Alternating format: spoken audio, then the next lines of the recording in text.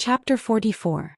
Qin Wanyan wanted to continue, but this time, Yan Nai hung up in a hurry as if he was being chased by a dog. Before he hung up, Qin Wanyan vaguely heard a burp. At the same time, at a research institute in China, top talents from various fields were gathered at the research institute. They were usually busy with their own things, and the only place they met was the cafeteria. Xiangli rarely went to the cafeteria. Usually the Xiang family's chef would deliver food. But today the new chef accidentally made food that he hated. Xiangli didn't even touch it and went straight to the cafeteria. He was famous among the weirdos in the research institute for being cold and hard to get along with. The only person he was closest to was the little fatty in the laboratory next door. Brotherly, today's braised pork and crab roe buns are delicious. The little fatty enthusiastically recommended the menu as soon as he saw him. He looked at the tablet on the table as he ate. I don't know the name of this foodie blogger, but the crayfish looks so delicious. Xiangli didn't have the habit of using his phone while eating. He casually glanced at the screen, but his gaze froze. On the screen, there seemed to be an edited version of a short video. A beautiful girl with no makeup stir-fried the crayfish a few times and served it on a plate. It only took about 10 seconds, but the little fatty had watched it over and over again for who knows how many times. The hot soup splashed on the back of the girl's fair hand. If one looked closely, they would see that her skin was slightly red. It was common to get scalded while cooking. But Xiangli's brows furrowed deeply. He patted the little fatty on the shoulder. Do you still have that special ointment that your laboratory developed some time ago? We do, but it's too expensive. I only kept a tube. Give it to me. His tone was firm. The little fatty was a little reluctant. Brotherly, I'll keep an eye on your experiment tonight, Xiangli said expressionlessly. The little fatty. Oh, it's a deal. Brotherly, I'll go get it now. The little fatty stopped eating and ran to get the ointment. He found Xiangli writing an address on a piece of paper. The man was left-handed, but now he was using his right hand. His handwriting was still strong and smooth. He first wrote a string of words which seemed to be the name of a manor. Then he crossed it out and replaced it with the Stars Entertainment Company building. The little fatty was curious. Brotherly, who are you giving this ointment to? Family? Xiangli said in a disdainful tone. Idiot. After a pause he added, let the big idiot give the little idiot. Little fatty. After Yan Nai finished the noodles, he obediently went to wash the dishes. Xiangli had specially left him a portion of fruit and a cup of freshly squeezed strawberry yogurt. The young boy immediately became excited. Sister, I'll go chop some firewood later. Xiangli didn't mind the change in the way he addressed her. She casually said, then wear gloves. Don't scratch your hands. She was about to contact her uncle Xiang Feng when she heard a familiar voice. Little Xiangli, your package has been delivered. Come and sign for it. Thus, Yan Nai discovered that Xiangli's originally calm expression had blossomed into a sweet smile. Oh. Xiang Feng came with a bunch of packages. He pinched Xiangli's chubby cheeks and took out a thin kitten from his suit pocket. I just picked it up on the side of the road. Although it's a little ugly, it looks like Xianxia. I'm going to take it back and raise it. When the kitten saw Xiangli, it meowed excitedly and waved its little paws wildly. Xiangli was stunned. She hesitantly called out a name. Tong Tong. Chapter 45. The kitten, meow meow meow. It's me. Xiangli, exclamation point. The girl who had always been calm and collected was surprised. Xiang Feng, what bucket? Bucket bag? Which brand do you want? Uncle will buy it for you. Ahem, uncle, I think it might be hungry. I'll take it to make some goat milk powder. Xiangli took the kitten from him and rubbed the back of its neck to comfort it. Xiang Feng complained, hey, be careful. This cat has a bad temper. It almost scratched me just now. Meow. The little kitten with a bad temper that he was talking about nudged Xiangli with its head aggrievedly, and was extremely coquettish. Xiang Feng. Fine, it wasn't the first time he found out that little Xiangli was liked by small animals. As for him, he probably had a body that even dogs despised. In the kitchen, Xiangli's voice was soft. Tong Tong, how did you become a kitten? Didn't you say that you would become a tiger? When she was about to transmigrate to this world, Xiangli had a cute and adorable system. Of course, Tong Tong refused to admit that it was cute. Xiangli was its last host. After completing the task, it could obtain a real body through a stream of data. Because Xiangyi had told it about Chinese mythology when she was bored, Tong Tong especially liked the white tiger mythological beast and was determined to become a majestic white tiger in the future. However, it didn't know where an accident came from. It didn't reincarnate as a white tiger, but as a little white cat. Meow meow meow meow. I'm so angry. Tong Tong's life was so difficult. Xiangyi rubbed its flat belly and quickly made it a bowl of goat milk powder.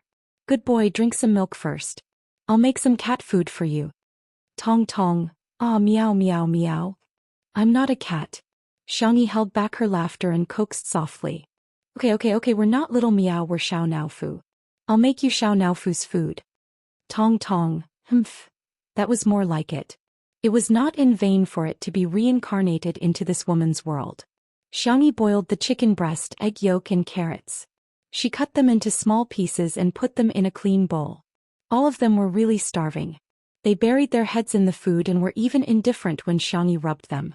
When Shui entered the kitchen with a basket of eggs, he saw the girl stroking the cat until her eyebrows curved.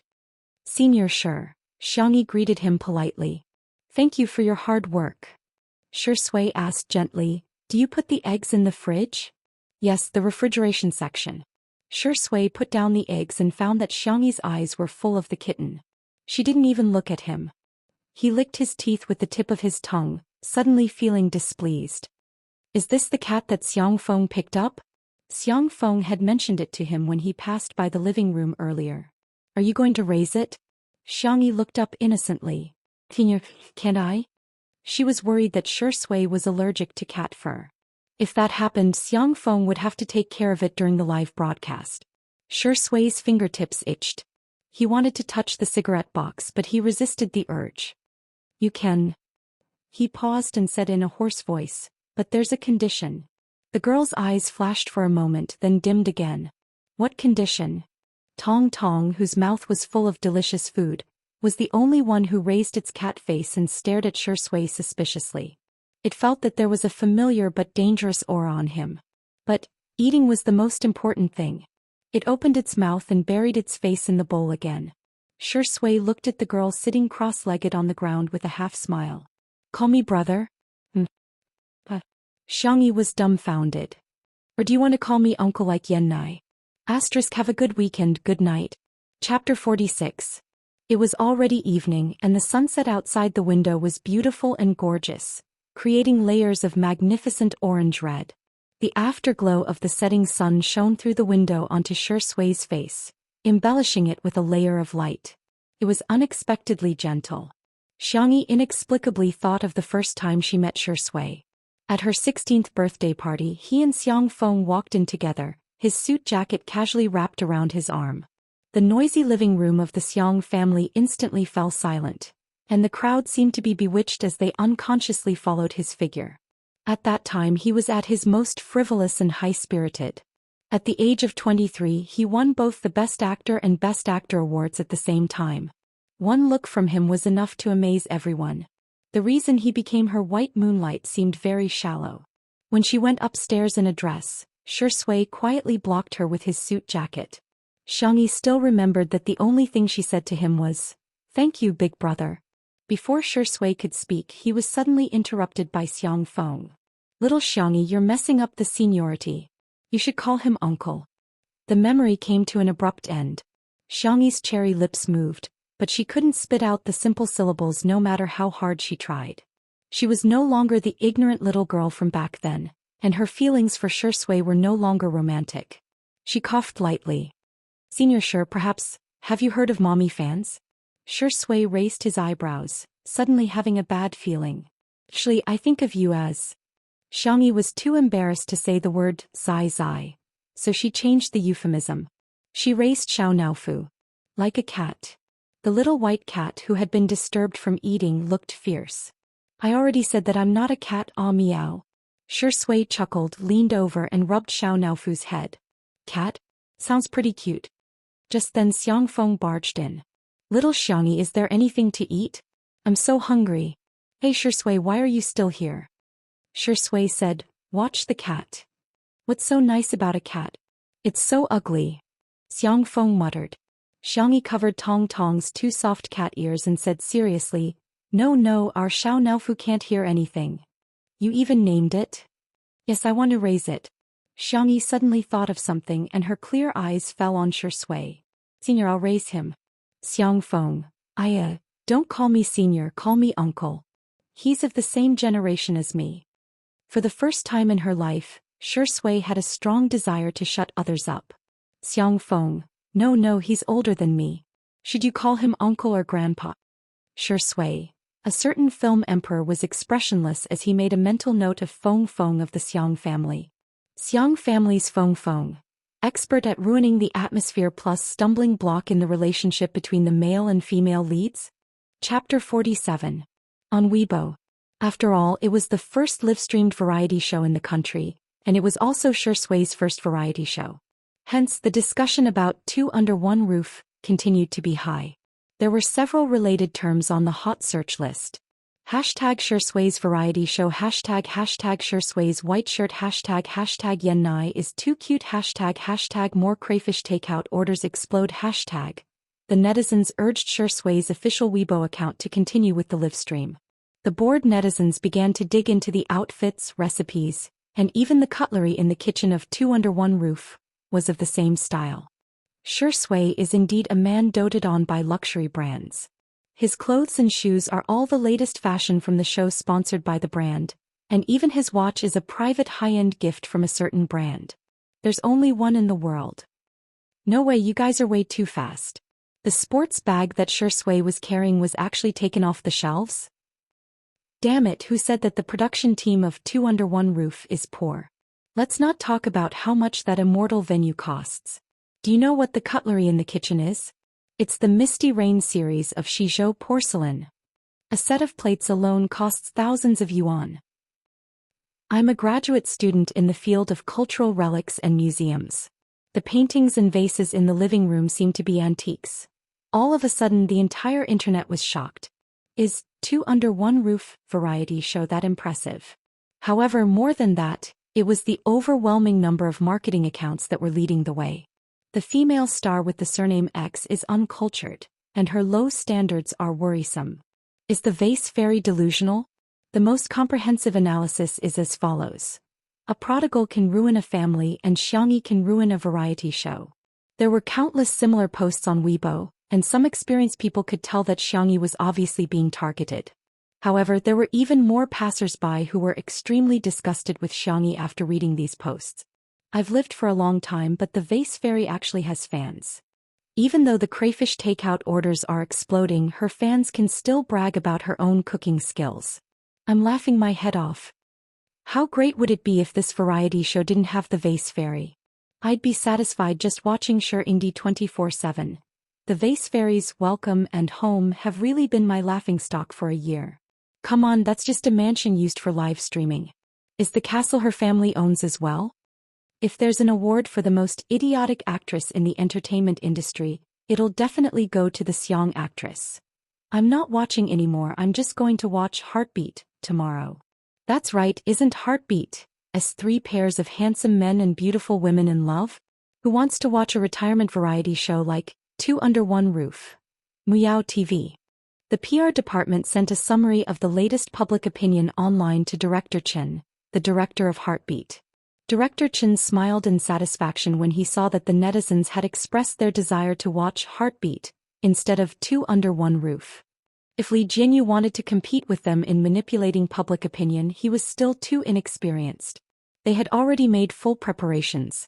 Drawing on the experience of today's Two Under One Roof, they would directly open up 7 live streaming rooms tomorrow, each of which would be connected to the other.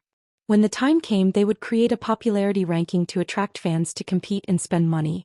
He believed that Heartbeat would become one of the most profitable variety shows on Muyao TV this year. As for Two Under One Roof, everyone was only watching it for Shui now. After a few days, when they got tired of it, wouldn't they all come to watch Heartbeat? Director Chen, the signal for Two Under One Roof has been restored. They've informed us that the live stream is about to begin. An assistant came forward to report, trembling with fear. Director Chen said disdainfully, adjusting the equipment and cutting the signal. Which audience member can stand such torment? The number of viewers must have dropped by a lot. The assistant, Director Chen, no, the number of viewers has increased. Director Chen? What happened to not watching it? Chapter 48. The third live stream of Two Under One Roof in a Day began. The scene started with stewed chicken. The camera first gave a close-up shot of the pickled chicken, and Li Jianyu's stifled laughter was heard by the audience through the sound recording device. This is Xiao Huang from our chicken coop. Cause of death, too fat. It passed away peacefully. Let's remember it. Thank you, Director Yan. You've worked hard. Sure enough, the knife never gets old. The live comments. First blood. Those who are talking about first blood, have you forgotten about the crayfish at noon? Crayfish. Do you still remember that year when it rained apricot flowers? It was a mistake after all. Wait a minute, is this a romance variety show or a food variety show? Although everyone was confused, they were still watching the live stream with great interest. Some of them even treated it like a mukbang live stream. They either yelled out, "Mom, I want to eat stewed chicken tonight," or opened a takeout app to order a good meal for themselves. The camera then turned and landed on Yan Nai, who was cooking a pot. The young man was trying his best to start the fire. He pouted his soft lips and blew on it, instantly striking the hearts of countless fans. Oh my god, he's so cute. Brother, stop blowing on the fire, come kiss me. Ah, he's not a fireman, he's a fire boy. Are you trying to make me laugh to death so you can inherit my takeout business? Yan Zhenhua wasn't idle either. A famous director was actually peeling garlic. He hummed a little tune and happily peeled the garlic. He even said to the camera in a serious manner, "Men have to have something to live for. They can't be lazy men. Lazy men will get beaten up by their mother-in-law." The live comments. As expected of a cultured person, his sarcasm is amazing. Director Yan is so cute. He's so humorous and funny. Why don't the Yan father and son team up and debut together? He's here, Shuringdi is here. Wait, what the hell is he holding in his hand? Chopping board? Vase Fairy is holding a kitchen knife? What should I do? I'm starting to pinch my thigh. How can these two walk out of Fashion Week with a chopping board and a kitchen knife? I actually feel like the two of them are a little CP. Get lost, get lost. I refuse to form a CP. Take away Shuringdi, we won't date you. Sure Sui was indeed holding a chopping board for cutting vegetables. The original chopping board in the small kitchen was too small, so he helped Xiangyi get the chopping board from the big kitchen. Xiangyi took a kitchen knife and some seasonings. She raised the knife in her hand and cut the whole chicken into pieces. Peel and slice the garlic and ginger. Chop the scallions and chili. After lighting the fire, remove the oil from the wok and add the scallions, ginger, garlic, green peppers, red peppers, and the secret chili powder. The fire in the wok was strong, and in the blink of an eye, a fragrant aroma wafted out. The chicken pieces exuded a sizzling grease. Under the high-definition lens, the viewers were about to drool. After stir-frying, add in the seasonings and simmer them with water. Xiangyi had also prepared a sumptuous array of side dishes such as shiitake mushrooms, bean sprouts, potatoes, bamboo shoots, dried beans, and so on. She put them in at the most appropriate time. The noodles were kneaded in advance and pressed into a thick and thin flatbread. She stuck them around the wok, allowing the chicken soup and steam to soak them in.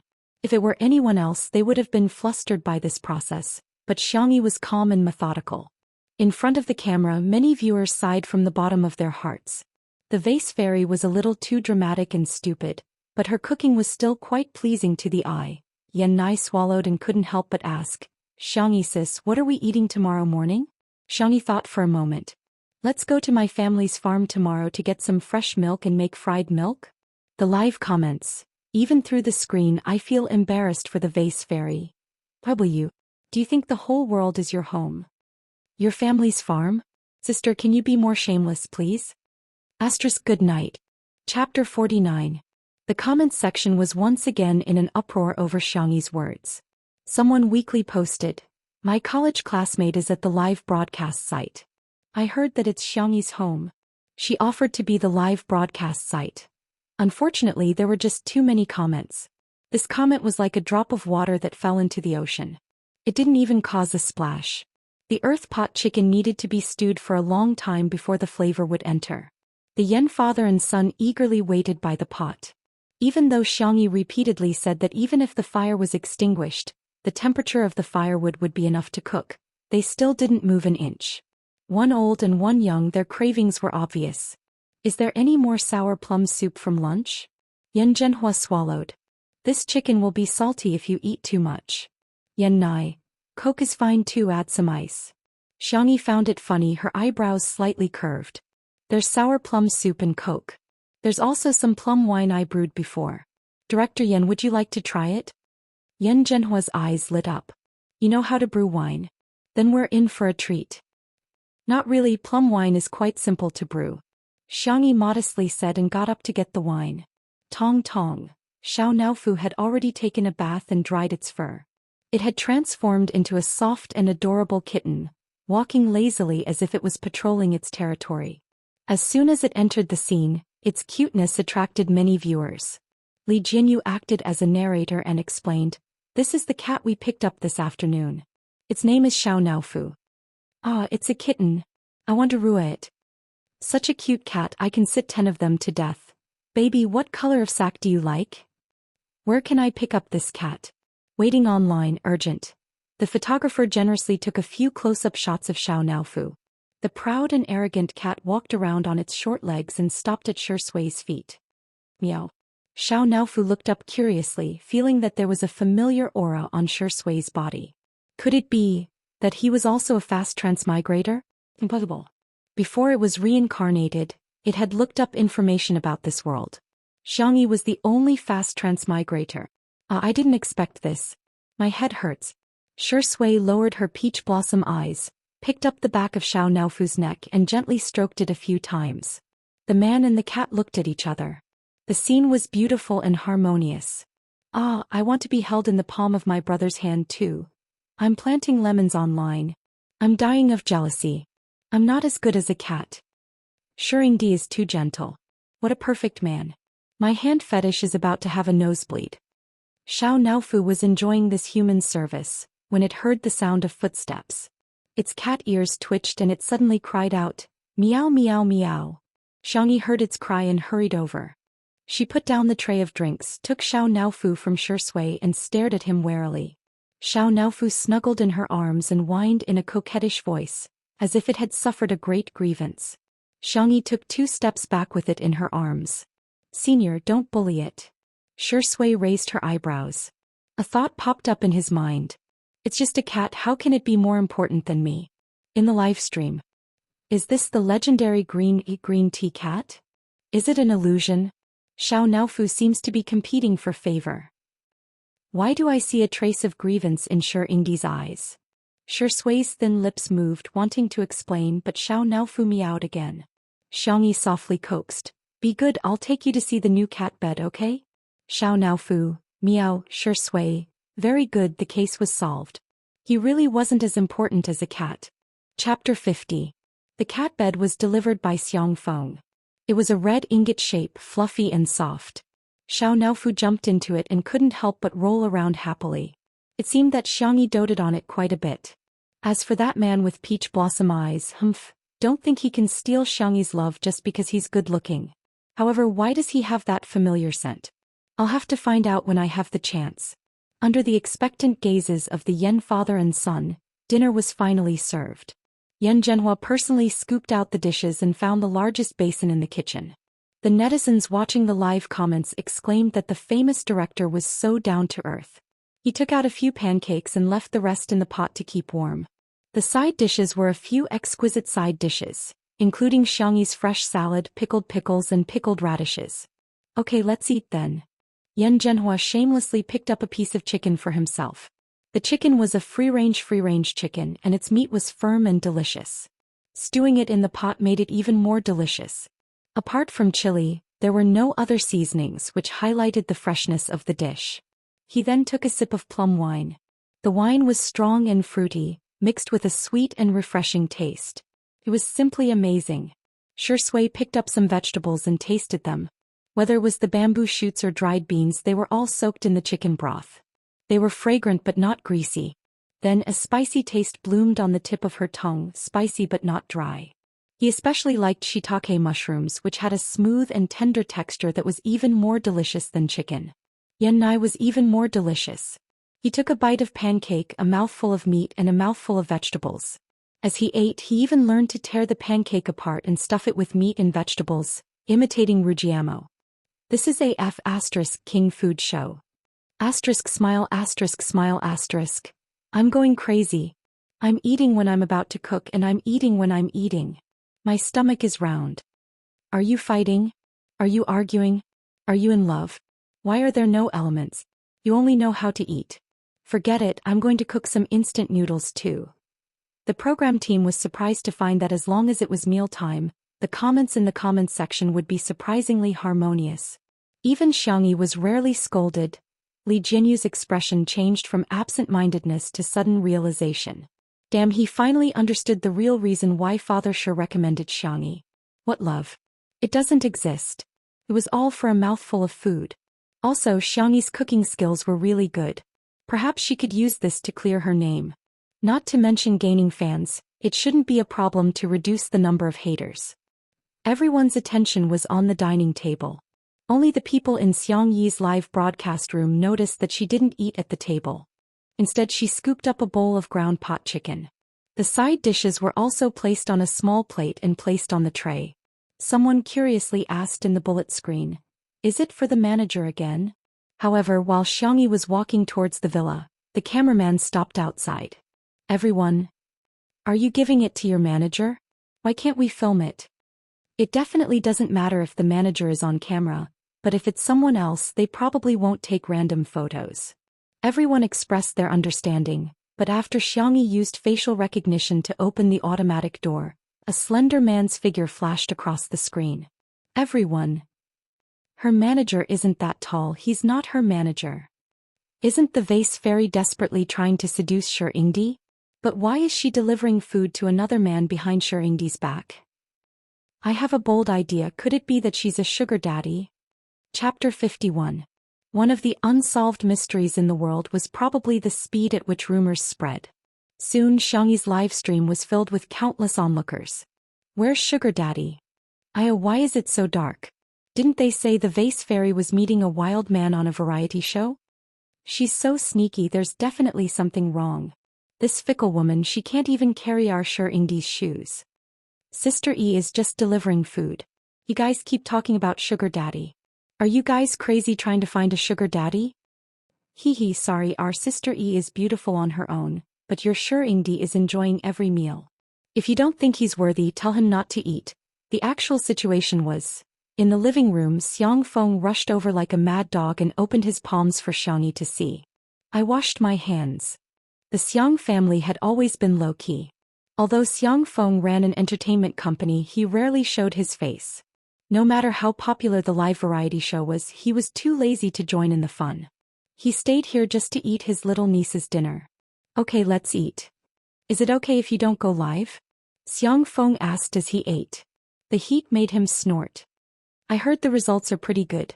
Even your Weibo has gained hundreds of thousands of fans."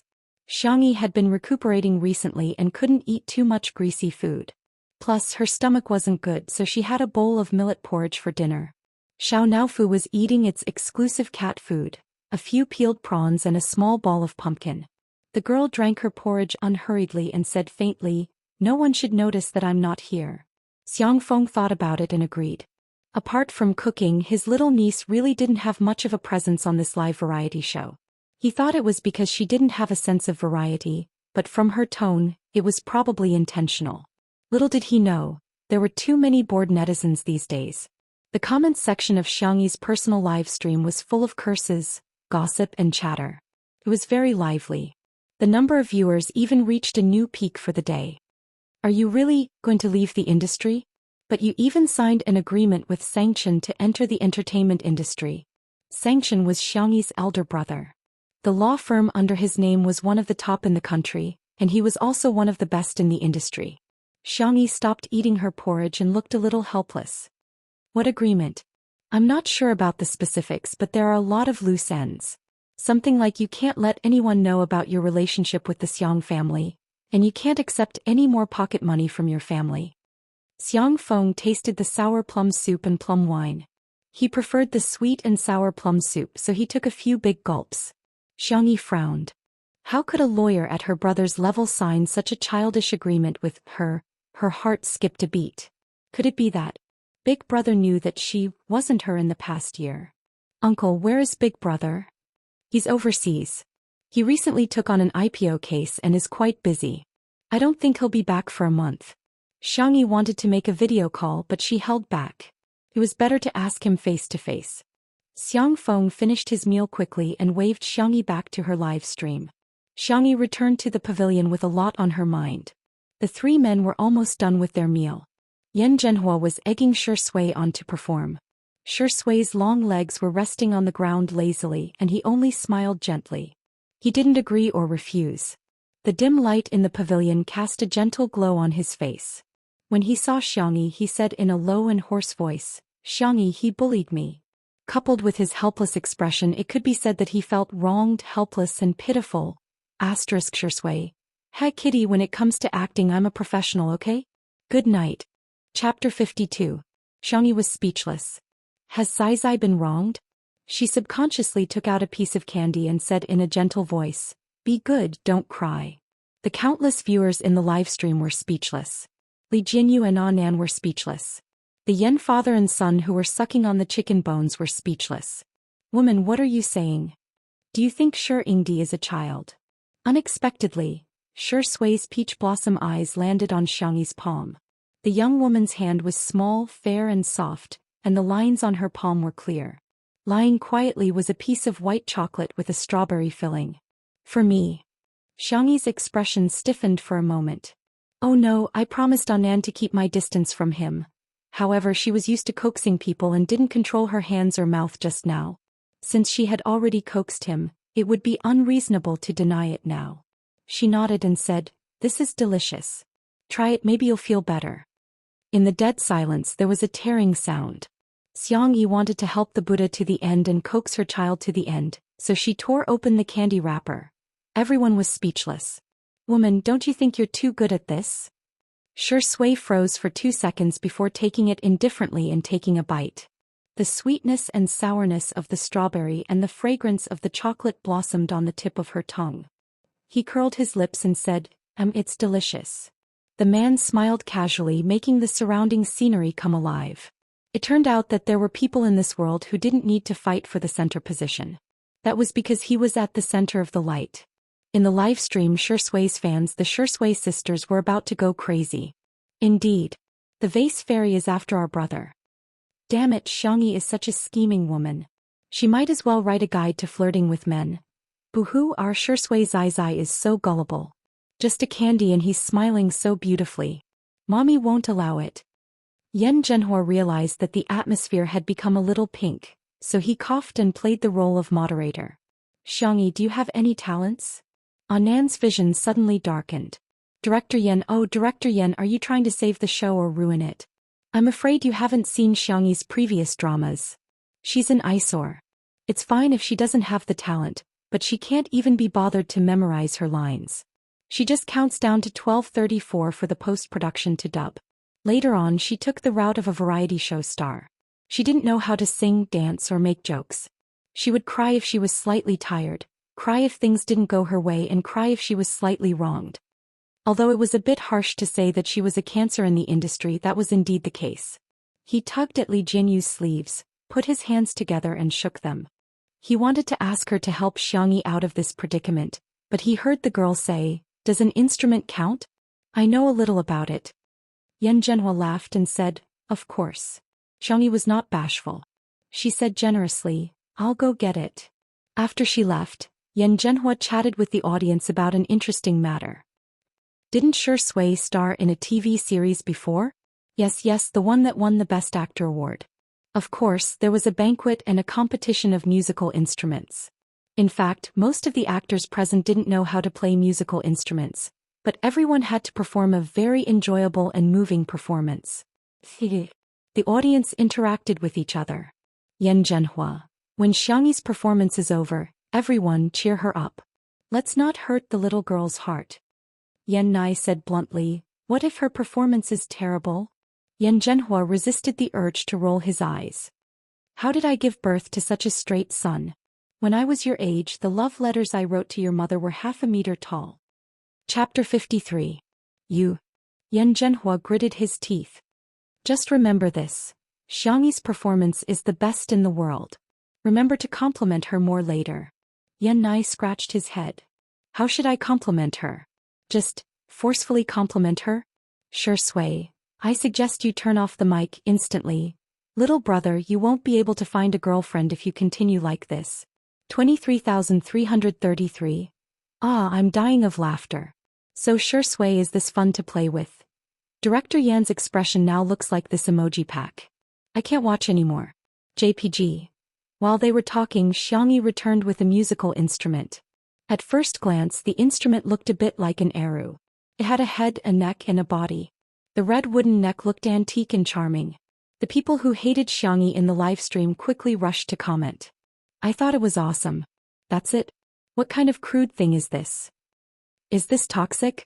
Isn't this the shamisen from our nation? As expected of the vase fairy, she can't do anything. She's number one in worshipping foreign things. This looks so difficult. Doesn't she know her own standards? She could have just played the harmonica or played the thumb harp.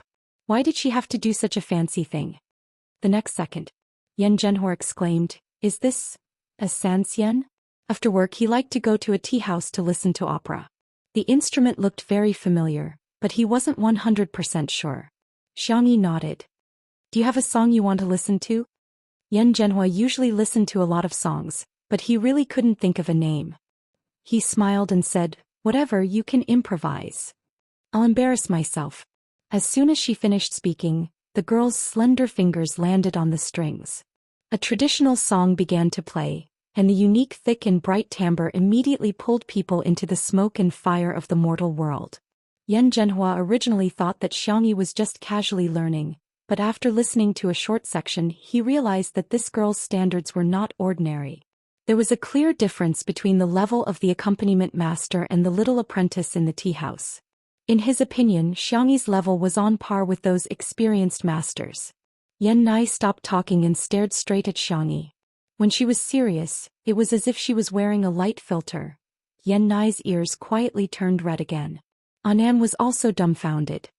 He stood beside Li Jinyu in a daze with his little colorful hair, looking like a fancy feather duster. Is my sweetheart really that formidable? In the livestream, the netizens were also filled with question marks. This is pretty good. The person who said this is the shamisen is poisonous. This is clearly our country's traditional instrument, the Xianxia. 1,000 days for the pipa, 100 days for the zither, and half a lifetime for the Xianxia. The Xianxia is really difficult to learn. My little sister is really something. *CK I was watching the live stream in the yard when the vase fairy started playing. My grandparents didn't even watch the weather forecast and ran out to listen. They said the little girl played very well. She's so good. This is like a young master taking a walk with a bird cage in a Beijing alley. When he's tired, he sits on a rocking chair under the shade of a tree to play with the birds and drink tea. Using sound to convey the scenery, using music to move people.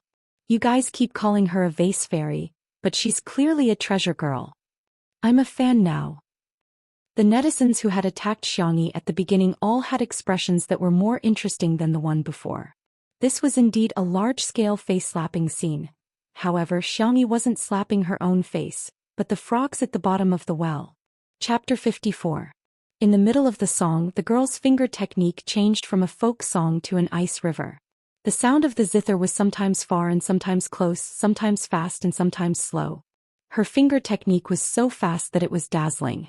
The song was simple and intense, yet it could ignite the deepest passion in one's heart. I'm on my knees. Although I don't know much about Xianxia, this is a finger technique that I'll never be able to learn in my lifetime. Music really can convey emotions without words. I can really hear the majestic feeling of mountains and rivers in chaotic times. Folk music is awesome. I get angry when I see someone praising the shamisen as a foreign Xianxia. There is no distinction between high and low musical instruments. Besides, the shamisen evolved from our Xianxia. This girl's improvisation is the best slap in the face. After the climax, the sound of the zither changed again, but the frequency slowed down and it became a slow and soothing tune again. It was a sharp contrast from before, but it was not abrupt and connected naturally. When the last note fell, the pavilion was astonishingly quiet, and the comments in the livestream were also reduced to the lowest number since the start of the broadcast. It was not enough. That was a feeling shared by everyone. Until Xianxia was the first to applaud. It was not the perfunctory kind of applause but a heartfelt praise. It was said that talented men were charming and talented women were the same. Yan Zhenhua followed suit and applauded. The more he looked at this future daughter-in-law, the more satisfied he was. Good, good, good. I want to buy a rocking chair and make tea. Yan Nai, who was half a beat slower, finally reacted. Unfortunately, his applause was not as fast as Xianxia's, and he was not as good at praising people as his father. After a long time he finally said, Sister Xianxian playing is as good as cooking. Yan Zhenhua didn't often praise him, so he hadn't accumulated any flattering words. To be able to say such a thing was already at the level of brainstorming. Xiangyi smiled and didn't take these compliments to heart. She had seen too many big shots in her time transmigrating through worlds, and there were even people who cultivated through music. She hadn't played in a long time and her hands had long become rusty. She felt that she was only good for entertainment and was not good enough to be on the stage. Little did she know that there was a huge shock in the Chinese folk music industry tonight. After a casual chat, the guests returned to their rooms and the live broadcast ended. The audience wanted more. For a while, news about Two Under One Roof could be seen everywhere on WeChat Moments, Weibo forums and Tieba. Late at night, such a post appeared on the well-known gossip forum of the entertainment industry, Melon. Title: An inventory of the famous scenes of Shi Yingdi being neglected. Main post. First of all, I'll introduce myself. I'm Sister Xianxia. I've been a fan since the first movie. Actually, as a fan it wasn't hard to tell. Although Shi Yingdi looked gentle, he actually had a sense of propriety when it came to dealing with people. The main point was that propriety was actually another form of distance. To give a simple example, he didn't have any particularly good friends in the industry, nor did he have any contact with big fans. This kind of untouchable man had been rejected by the entertainment industry's famous vase and annoying crybaby countless times. First, he wanted to be rejected on WeChat. How could he tolerate that? Then she peeled crayfish for director Yen and her manager, but she didn't peel for our Shi Yingdi. How could she tolerate that? In the end, because of a cat, she misunderstood our Shi Yingdi. Wasn't this too much? How could she tolerate that? Yes, I've tolerated all of the above. Also, I think these two people are too CP. Because it's too magical, I'm going to call them untimely CP. Someone immediately replied to the post. Unrealistic, get lost. Unimaginable, get lost. Not worth mentioning, get lost. No. Asterisk, sorry it's a little late today, good night. 3. Red Heart. Chapter 55. While some people objected, others naturally supported it. As more and more people replied to the post, a few outliers emerged. Abstinent Best Actor vs Beautiful Vase. Isn't this the standard image of a sweet cookie in the entertainment industry? As long as the two of them are in the same frame, it'll look like an idol drama with a soft light filter. I love this pair. With all due respect, I spent the weekend watching live streams at home. Xiangyi can cook and play the Xianxian. She's beautiful and has a good personality. How is she not good enough for Xianxia? More and more fans came down one after another, tearing each other apart as the post went viral. It was even uploaded to Weibo by marketing accounts. Because of the hashtag #Xianxia#, the Xianxia sisters were infuriated when they saw this post. Even if you want to create hype, you have to follow the basic rules, okay? If a top celebrity wanted to create hype, it could be glorified as marketing. However, the vase fairy was just a D-list celebrity. What right did she have to ride on Xianxia's coattails?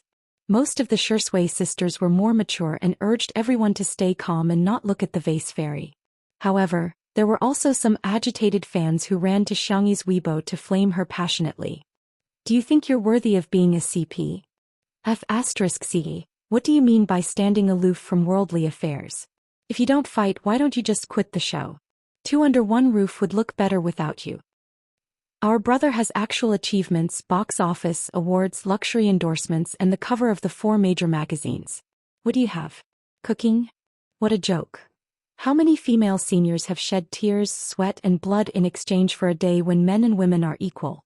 What about you? You want women to return to the kitchen to help their husbands and children? Can a woman's value only be reflected by cooking? The netizens were enjoying the drama and lamenting, Zhou Xian isn't a top celebrity, but his fans are fiercer than the top celebrities. The vase fairy is probably going to shut herself out from the criticism this time.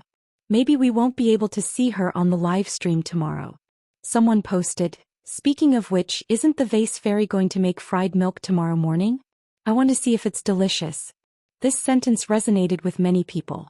Actually, the vase fairy wouldn't be so annoying if she just cooked and didn't cause trouble.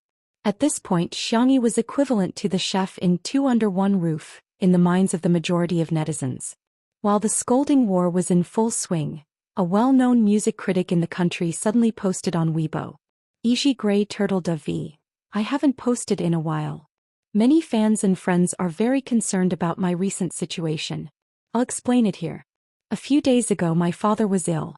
Even after visiting all the famous doctors, there was still no way to save him. Now I'm afraid he doesn't have much time left. He was a Xianxia teacher at a music academy in China. In recent years, fewer and fewer children were learning traditional music, and even fewer were learning Xianxia. Even when he was seriously ill, he still racked his brains, fearing that he would not be able to teach the last few disciples well. He was even more afraid that there would be no successor for this traditional skill. Today he happened to hear Ms. Xianxia V's Xianxia performance. He had been tortured by his illness for the past few days, and his mood had become increasingly irritable. He, who no longer had the will to live, listened to it calmly. He even asked me to replay it for him many times. He commented, "Pearls fall on a jade plate, strings whisper like whispers, listening to the wind and rain at night, iron horses and ice rivers come. I spent 1,000 days learning the pipa, 100 days learning the zither, and half a lifetime learning the Xianxia. I spent half a lifetime honing my skills, but I can't even compare to a young girl. It's lamentable, sad, but also gratifying. Congratulations. There's a successor for the Xianxia, and there's hope for the future of traditional music." Just now he agreed to undergo Western medicine chemotherapy. I'm full of emotions, but I don't know where to start. I'd like to express my gratitude to Ms. Xianxia. As soon as this Weibo post was posted, the Zhou Xian sisters who were still scolding her fell silent. Chapter 56. Some people were indignant and thought that the blogger was just trying to ride on the hype, but when they clicked on his profile page they were dumbfounded. He had millions of fans and was extremely loyal to his fans with tens of thousands of comments. Although he was an internet celebrity, the annual awards for Best Music and Best Live Performance had a huge impact. His real name was Ban Hui and he was an honorary professor at a prestigious school. He had even given public lectures at world-class music schools. In layman's terms, this gray turtle dove was a big shot. He was a big shot in the music industry. The comments section immediately became lively. "Ha, a bunch of ignorant newbies. Did Teacher Ban's resume scare you? I suggest you search for Teacher Ban's father, Ban Jin. There's a surprise for you." I'm shocked. So this big shot is personally backing up Vase Fairy? Most of the Zhou Xian sisters sensibly remained silent, but there was a small group of people who were too prejudiced against Xianxia and refused to believe or acknowledge Xianxia's excellence. Her account must have been hacked. Do you really believe it? Interesting. She just picked up an instrument and played it a few times and she's already bragging about it.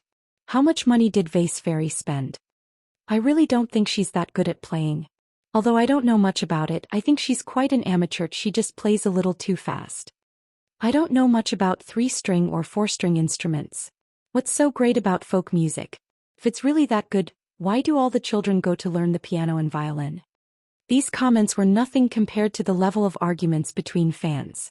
At least they didn't ask about Xianxia's mother. However, something unexpected happened.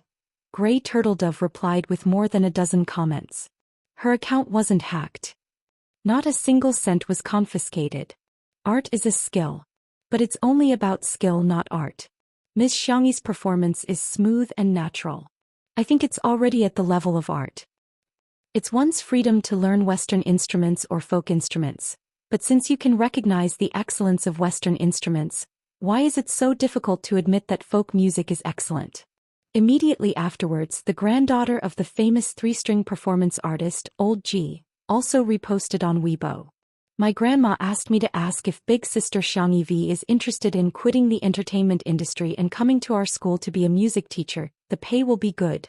The netizens who were on the front line of watching the drama quickly went to check the information. Although the Folk Music Academy under Old G's name wasn't big, it was the academy that folk music students in the country yearned for the most. The netizens gasped. After that, a certain Eru performing artist reposted a Weibo post to poach her. Young lady, I think you're good at Xianxia. Why don't you learn the Eru from me? Netizens, take another sip. A Swona master reposted the post and teased. You might as well learn to play the Swona from me. If you can play it from the full moon to the 7th day of the lunar month, you won't have to worry about losing your job. The netizens, F***, I'm laughing so hard. After that, the official Weibo account of the Chinese Ethnic Music Association reposted the Weibo post with a stamp of praise. The young man is promising and there is hope for his legacy. Today the young man of China has a heart as bright as the sun. It would not be an exaggeration to say that the entire folk music industry was shaken by this display. The netizens. Did we misunderstand the vase fairy? Her real purpose for entering the entertainment industry was actually to help the national team players go to the countryside to help the poor? 1,000 words, 1,000 words, 1,000 words, 1,000 words, 1,000 words, 1,000 words. In the end it all came down to one sentence. Awesome. Chapter 57. The next day. At 7:30 a.m., Li Jinyu rubbed his sleepy eyes and had a morning meeting with the production crew in the garden to discuss today's arrangements. They thought that they had woken up early enough, only to find that Xianxia had appeared in front of them. Li Jinyu greeted her in a friendly manner. Good morning, teacher Xianxia. Are you going to train? Xianxia gave him a strange look and said politely, Good morning. I'm done with my morning exercise. Everyone was speechless. Li Jinyu said, Running? We can do it together next time. I can run 5 kilometers too. As a director, the most important thing was his health.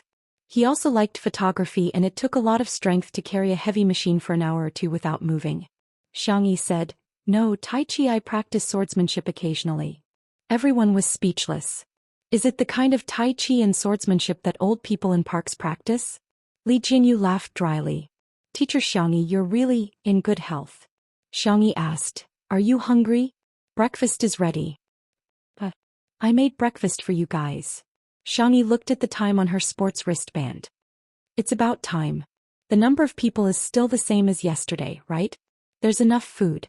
Everyone was a little flattered and said politely, Teacher Xianxia, you have to do a live broadcast during the day and cook for us too. That's too tiring. It's not tiring at all. The girl's tone was indifferent. It's just convenient. If you like it, eat more. If there's anything you want to eat, you can tell me in advance. She enjoyed the state of being fully immersed in cooking and her heart would calm down. It might be tiring for others, but for her it was a hobby and she could also exercise. Why not? 5 minutes later. The crew of 2 under one roof ate breakfast in a daze. There was red bean and black rice porridge, fresh meat buns, vegetarian buns and side dishes. There was also a pile of delicately wrapped wontons. If they wanted to eat, they could just cook it themselves. Paired with some seaweed and shrimps. It was so delicious that their tongues were about to fall off. No one spoke during the meal. They were all wolfing down such delicious food. Who would care about talking? After a while. Burps could be heard one after another. Everyone looked at each other awkwardly. Cough, I'll go wash the dishes. Then I'll go help teacher Xianxia sweep the floor. I'm going to clean the kitchen. Throw away the trash while you're at it. The corner of Li Jinyu's mouth twitched as he listened. None of you were so enthusiastic about work and now you're all fighting for the job. You only know how to eat. Useless. Well, I'll eat another bowl of wontons, just one bowl. There was really only one bowl. 2 Under One Roof's official Weibo account announced that the live stream would officially begin at 9:00 p.m. When the production team of Heartbeat saw this news, they were stunned and brought forward the originally scheduled time. We'll start at 8:30. Director Chen's eyes were sinister. No matter what, we're going to beat 2 Under One Roof today. Wasn't it just cooking? Is Qin Wanyan ready? Good night. Chapter 58. Teacher Qin is ready. She'll make egg and ham sandwiches and hand-brewed coffee later. The assistant's tone was careful and flattering. This is a menu that has been finalized after repeated research. The image is very exquisite, definitely more advanced than Xianxi's stir-fry and earth pot stew. Director Chen's expression softened and he sneered. Li Jianyu is just a country bumpkin. He didn't grasp the main point of the netizens at all. If you want to see someone cook, you might as well watch a food show. What everyone wants to see are celebrities. You made it look like a farmhouse. Such a waste of such a good venue. Pigs really can't eat fine chaff. Yes, you're right, Director Chen. 8:30 a.m. Miao TV was good at marketing and they had hired all sorts of celebrities. Their fans were all waiting. As soon as the time was up, all the live stream rooms were filled with people who began to control the comments. Protecting the best in the world, Jiang Chen. Woolly, Immortal Qin, let's go. It must have been hard for you to land in the mortal world today. I'm the Crown Princess. I recommend Fu Jian's Royal Road. The Crown Prince is so good. Everyone, please get to know the salty and sweet gymnast Yu Miao Miao. The four celebrities greeted everyone briefly. The handsome men and beautiful women were all online. Coupled with Miao TV's excellent equipment and lighting, the live stream was particularly high definition and the audio was very clear. It was a feast for the eyes and ears. The fans were so excited that they began to tip them wildly. 5 minutes into the broadcast, Jiang Chen's personal livestream room was ranked first in terms of the number of people online and the amount of heartbeat points contributed by fans. He was followed by Fu Jian, Qin Wanyan and Yu Miao Miao. Then Qin Wanyan asked if everyone had eaten breakfast. The other three said they hadn't. Qin Wanyan looked at the camera and brushed her hair. She smiled gently and said, "Then I'll make something for everyone to eat." The live comments, "Wow, our Immortal Qin can cook." Although the kitchen of Heartbeat was not as professional as that of Two Under One Roof, it was spacious and bright. The simple modern design made it look very classy. Qin Wanyan could indeed cook.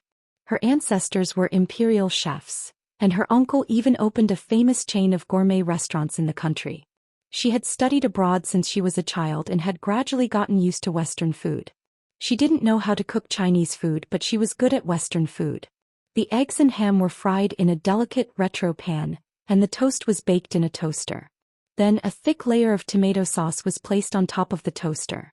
Then the vegetables, eggs and ham were added, and an egg and ham sandwich was ready. Then Qin Wanyan slowly brewed a cup of coffee. She ground the coffee beans into powder and placed it on a filter paper. Her fair and slender fingers picked up the flask and poured water into it. The scene was elegant and noble. Qin Wanyan gently taught everyone how to make coffee. The coffee powder must be ground to a uniform thickness. Also, according to the characteristics of the different coffee beans, the water temperature must be adjusted accordingly. Generally, it should be controlled at 85 to 95 degrees Celsius. The fans in the live broadcast room were enjoying it. They felt that their idols were interacting with them as if they were participating in it. Immortal Qin is too gentle. Smart, skillful and patient. The sandwiches and coffee are so beautifully made. You'll definitely look great if you take a picture and post it on your WeChat moments. Didn't the short video of the vase fairy cooking go viral yesterday? I clicked on it and felt that her cooking skills were all right. It's just that she's too cold. How can she compare to our Immortal Qin? However, the passers-by and netizens in the main livestream room slowly typed a question mark. It's beautiful, but are you sure it's delicious? Chapter 59. I think I'd rather eat a hamburger from a certain Kaifeng dish than eat that sandwich. Is she trying to compare herself to the vase fairy? There's a saying that although the vase fairy is annoying, her cooking is still quite appetizing. This Qin Wanyan's cooking is. Director Chen was staring at his phone all the time. When he saw the comments from the netizens, he simply couldn't understand. In particular, someone posted, "Two Under One Roof is starting to fry milk. Friends, I'll take my leave first." Whoosh. The number of viewers in the livestream began to decrease visibly. Director Chen's eyes widened in disbelief. How could this be? He clicked on Two Under One Roof's livestream. The livestream had just begun, but the number of viewers was no less than that of Heartbeat. Director Chen's heart skipped a beat. He seemed to have underestimated the popularity of Two Under One Roof.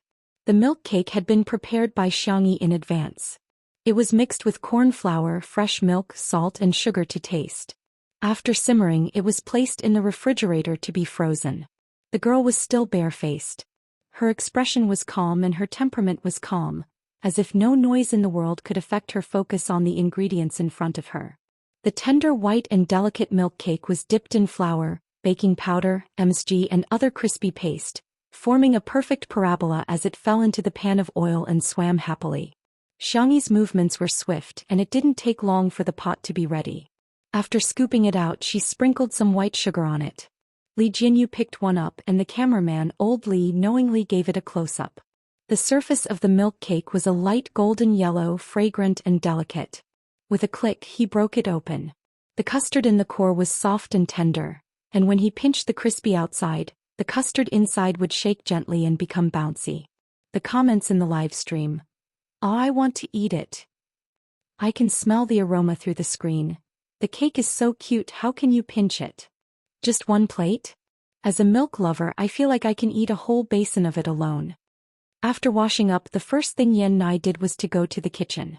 The young man's hair had been messed up all night and had become a bird's nest. He leaned over to Xianxia.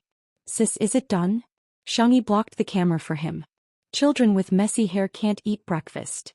In yesterday's chat, Director Yan's words revealed that he wanted Yan Nai to enter the entertainment industry.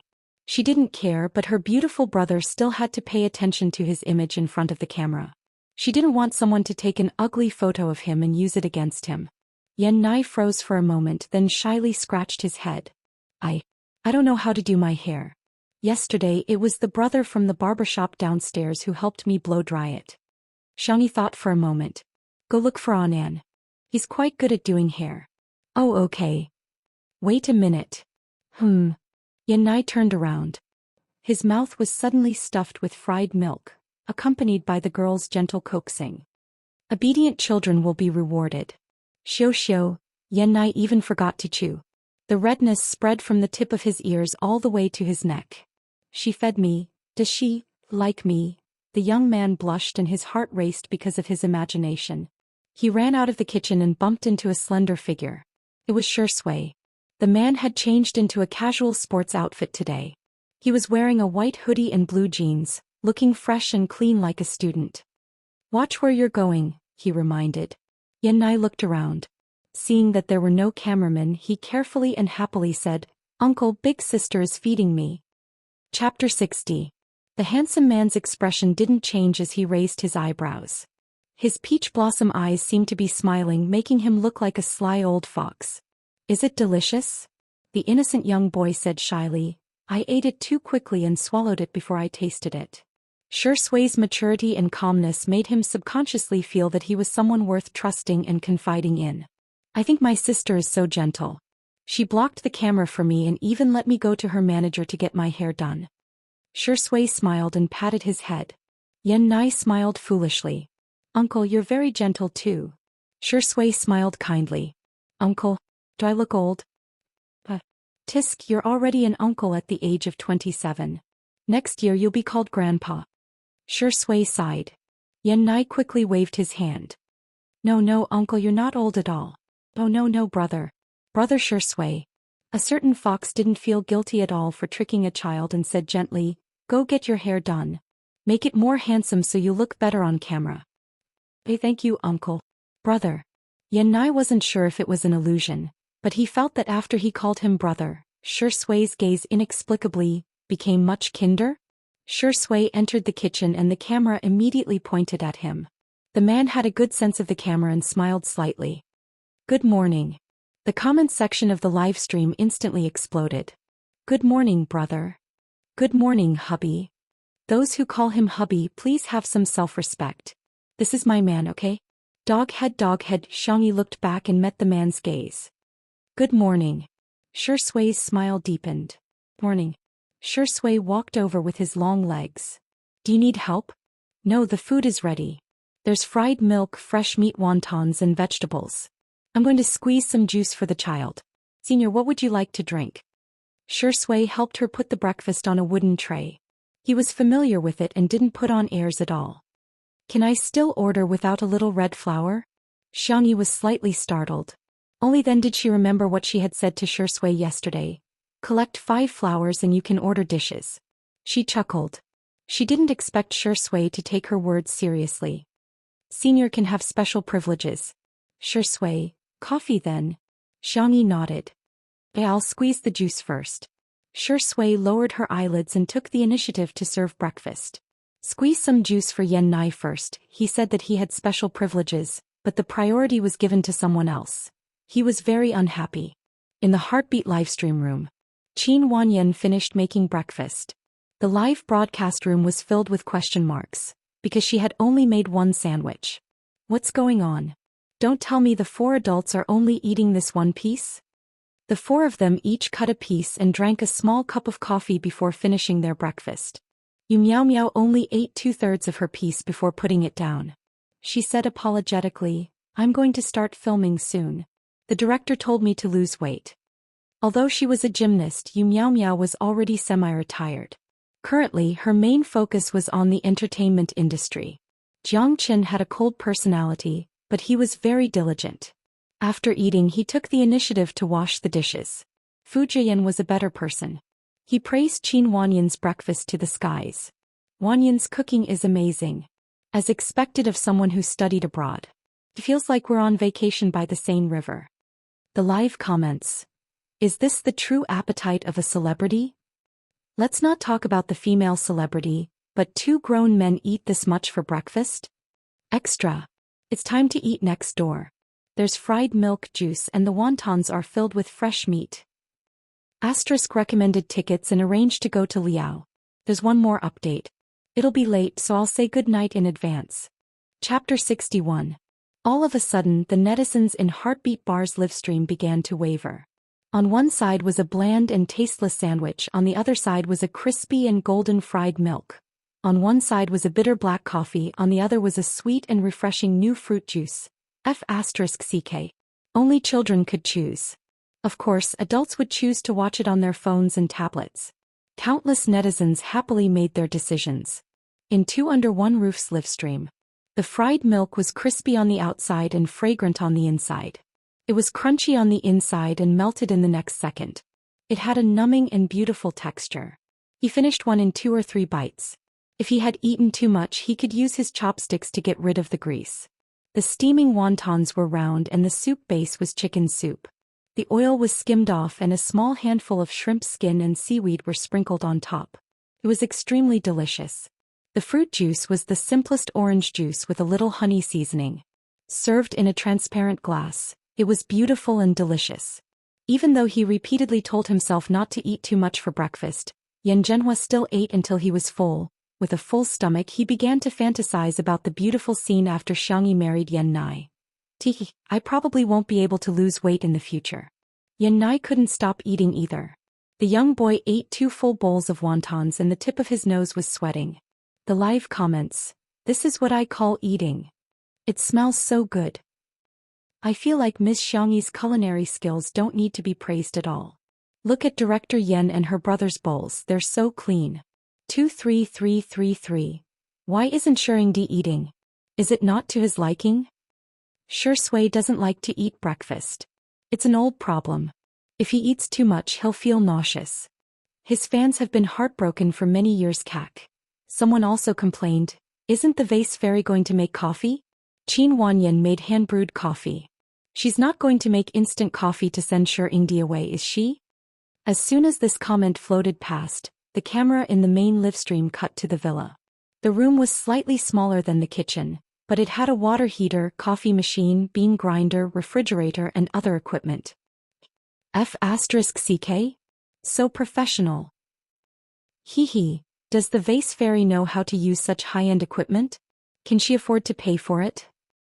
Xiangyi's expression was calm as she calmly ground the coffee beans. Then she poured the coffee powder into the silver handle of the machine and extracted the brown coffee liquid. Qin Wanyan's fans, who had rushed over after hearing the news, were dumbfounded. Why the F***ck are there professional machines? Substituting a King of Glory to play a bronze game would result in a ban. A fan said stubbornly, our goddess Qin did it by hand. That's real skill. The vase fairy did it automatically with a machine. How can they be compared? Who knows whose face hurts the most?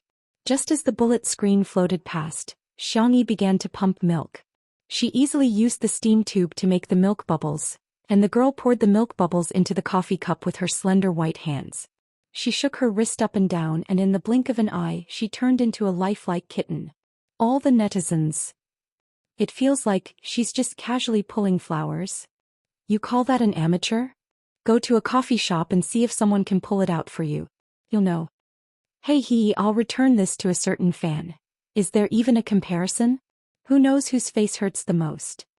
Qin Wanyan's fans suddenly felt a burning pain in their faces. Good night, world. Chapter 62. Xianxia was a clean and efficient worker, and she soon made a few cups of coffee. Espresso, iced Americano, caramel macchiato. None of them seemed to be a problem for her.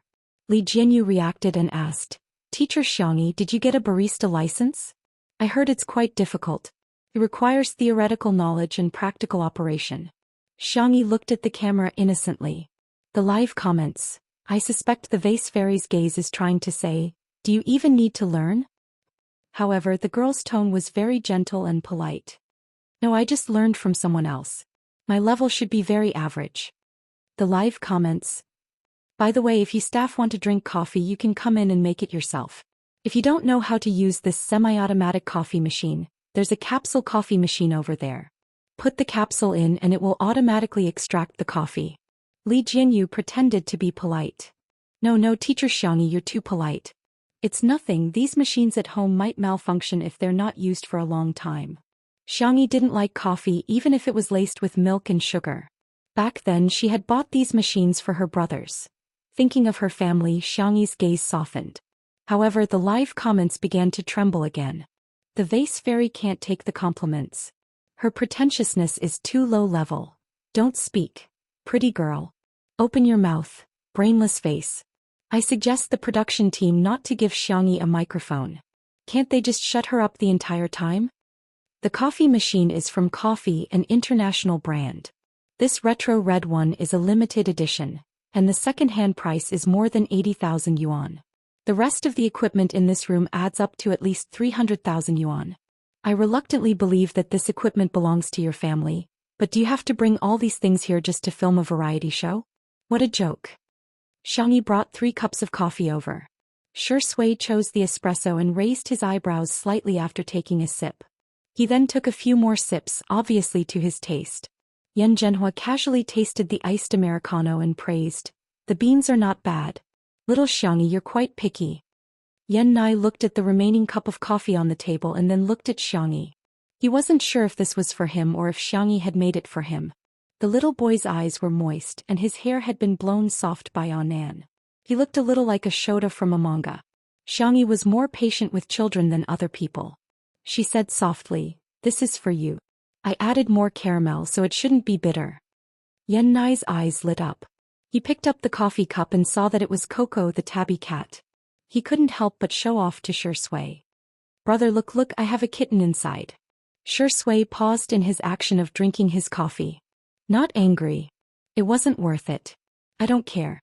Xianxia was just taking care of him like a child. Meow, Xiao Naofu, who was chasing butterflies in the garden, jumped into Xianxia's arms. The girl rubbed the back of its neck. Xiao Naofu squinted its eyes comfortably and purred delicately. Yan Zhenhua said, why isn't this cat eating the cat food? I saw that it didn't even touch the food in the bowl. It may be a little picky. I'm going to make it tuna and pumpkin cat rice. After Xianxia finished speaking, she couldn't help but kiss Xiao Naofu on the forehead. Xiao Naofu. Its eyes widened and there was only one thought in its mind. This hoo-hoo is not clean anymore. On the other hand, Shui's gaze suddenly became a little strange. The little girl said that she treated him like a kitten? Chapter 63. Xianxia, who had successfully attracted the cat, revealed a satisfied expression. The corners of her mouth curled up slightly, and her eyes were bright as if they were filled with stars. My sister's face is perfect. Who doesn't love her? I suddenly feel like the term vase fairy isn't derogatory. Yan Nai, who was watching from the side, was already stunned. The wind blew past the vine roses that had climbed onto the pavilion, and the petals slowly fell like a slow-motion scene in a movie. The girl's temperament was calm when she wasn't smiling, but when she smiled, she was radiant and full of vitality. Her side profile was exquisite, and her nose and cherry lips were as bright as a flower. Yan Nai's heart pounded as he watched, and the tips of his ears turned red.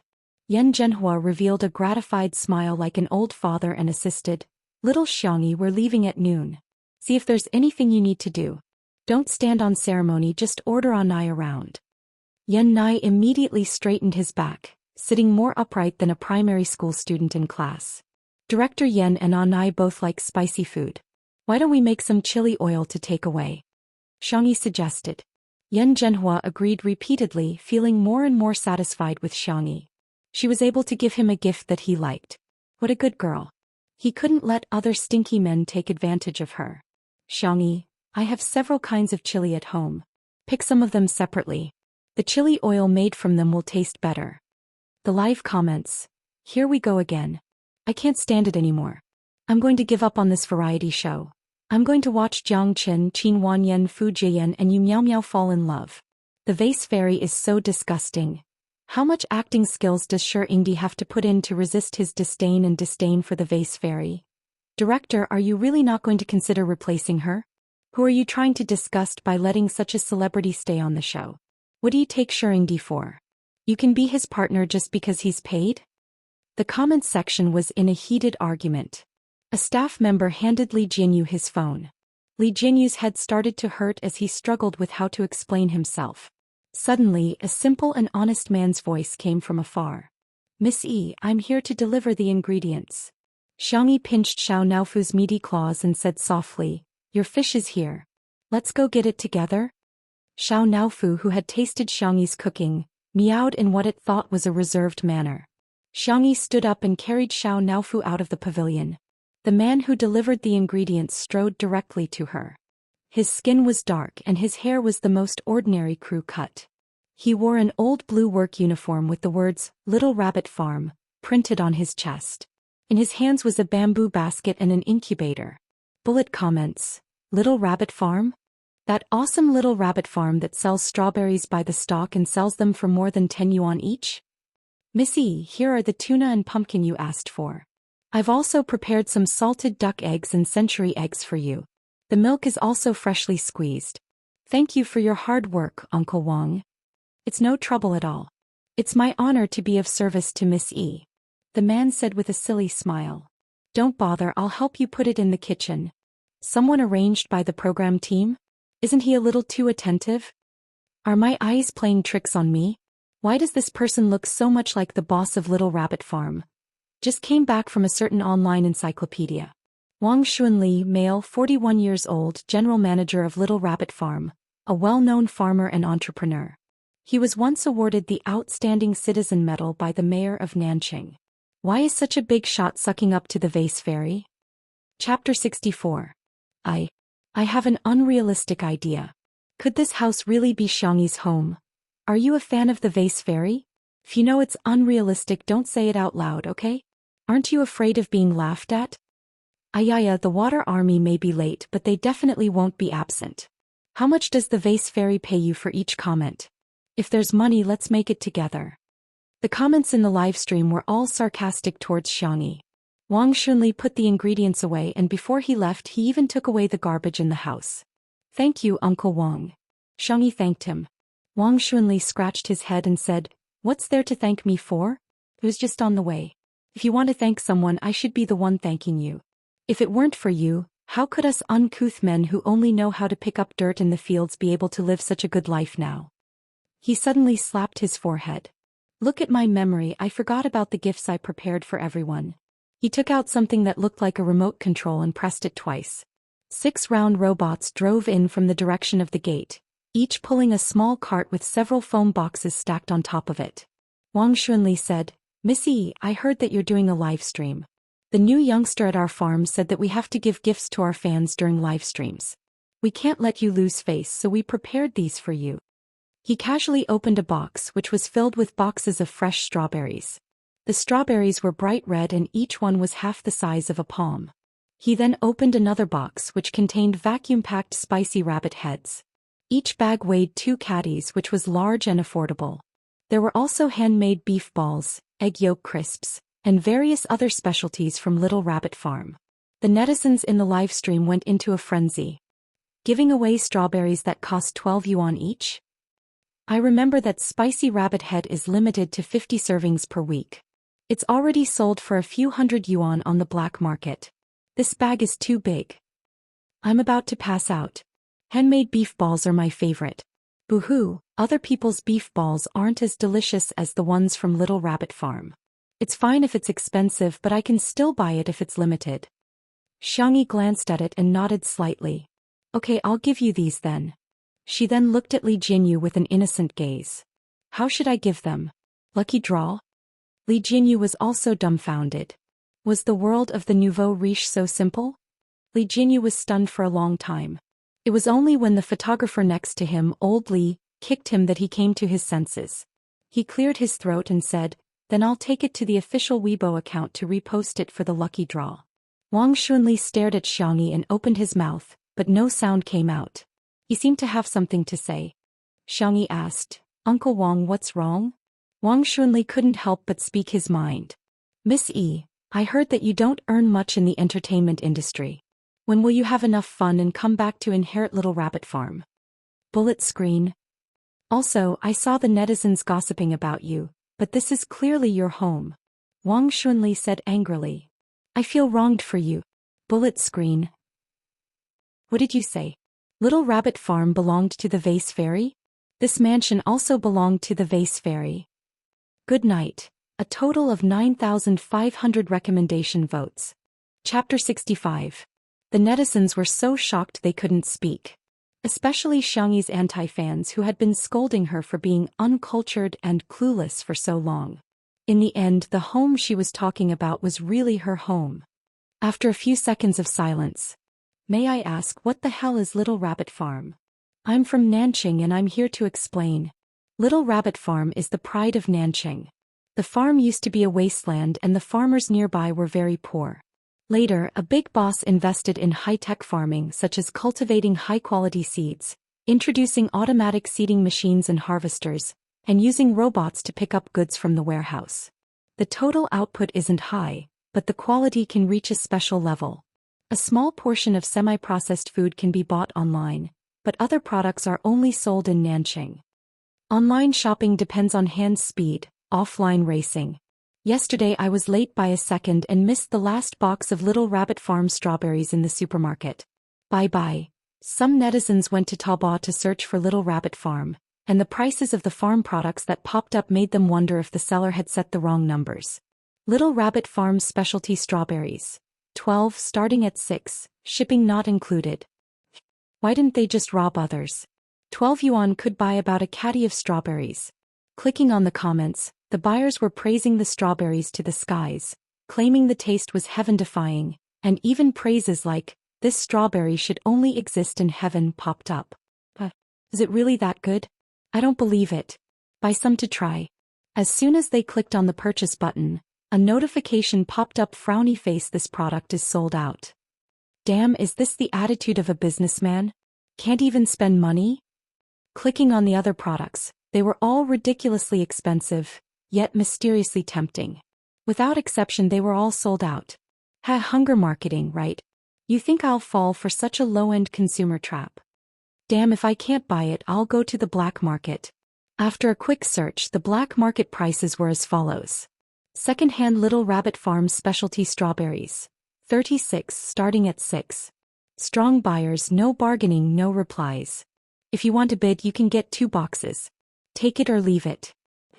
Are second-hand products so expensive these days? After such a fuss, many netizens had a direct understanding of Little Rabbit Farm. Expensive. Difficult to buy. This Little Rabbit Farm is so fresh and unpretentious. Very good, it successfully attracted my attention. See you at the lucky draw on Weibo. However, for many netizens, setting aside Little Rabbit Farm for the time being, the venue used for the live broadcast of Two Under One Roof was actually Vase Fairy's home. This immortal villa, the immortal garden, the vast vegetable field, the clear pond, the distant farm, all belonged to the Vase Fairy. Countless netizens fell into deep thought. Her entry into the entertainment industry was more than just a national team player going to the countryside to help the poor. This was simply a rich and beautiful young lady who had come here to experience the hardships of life. Chapter 66. In the gazebo of the Xiang family home.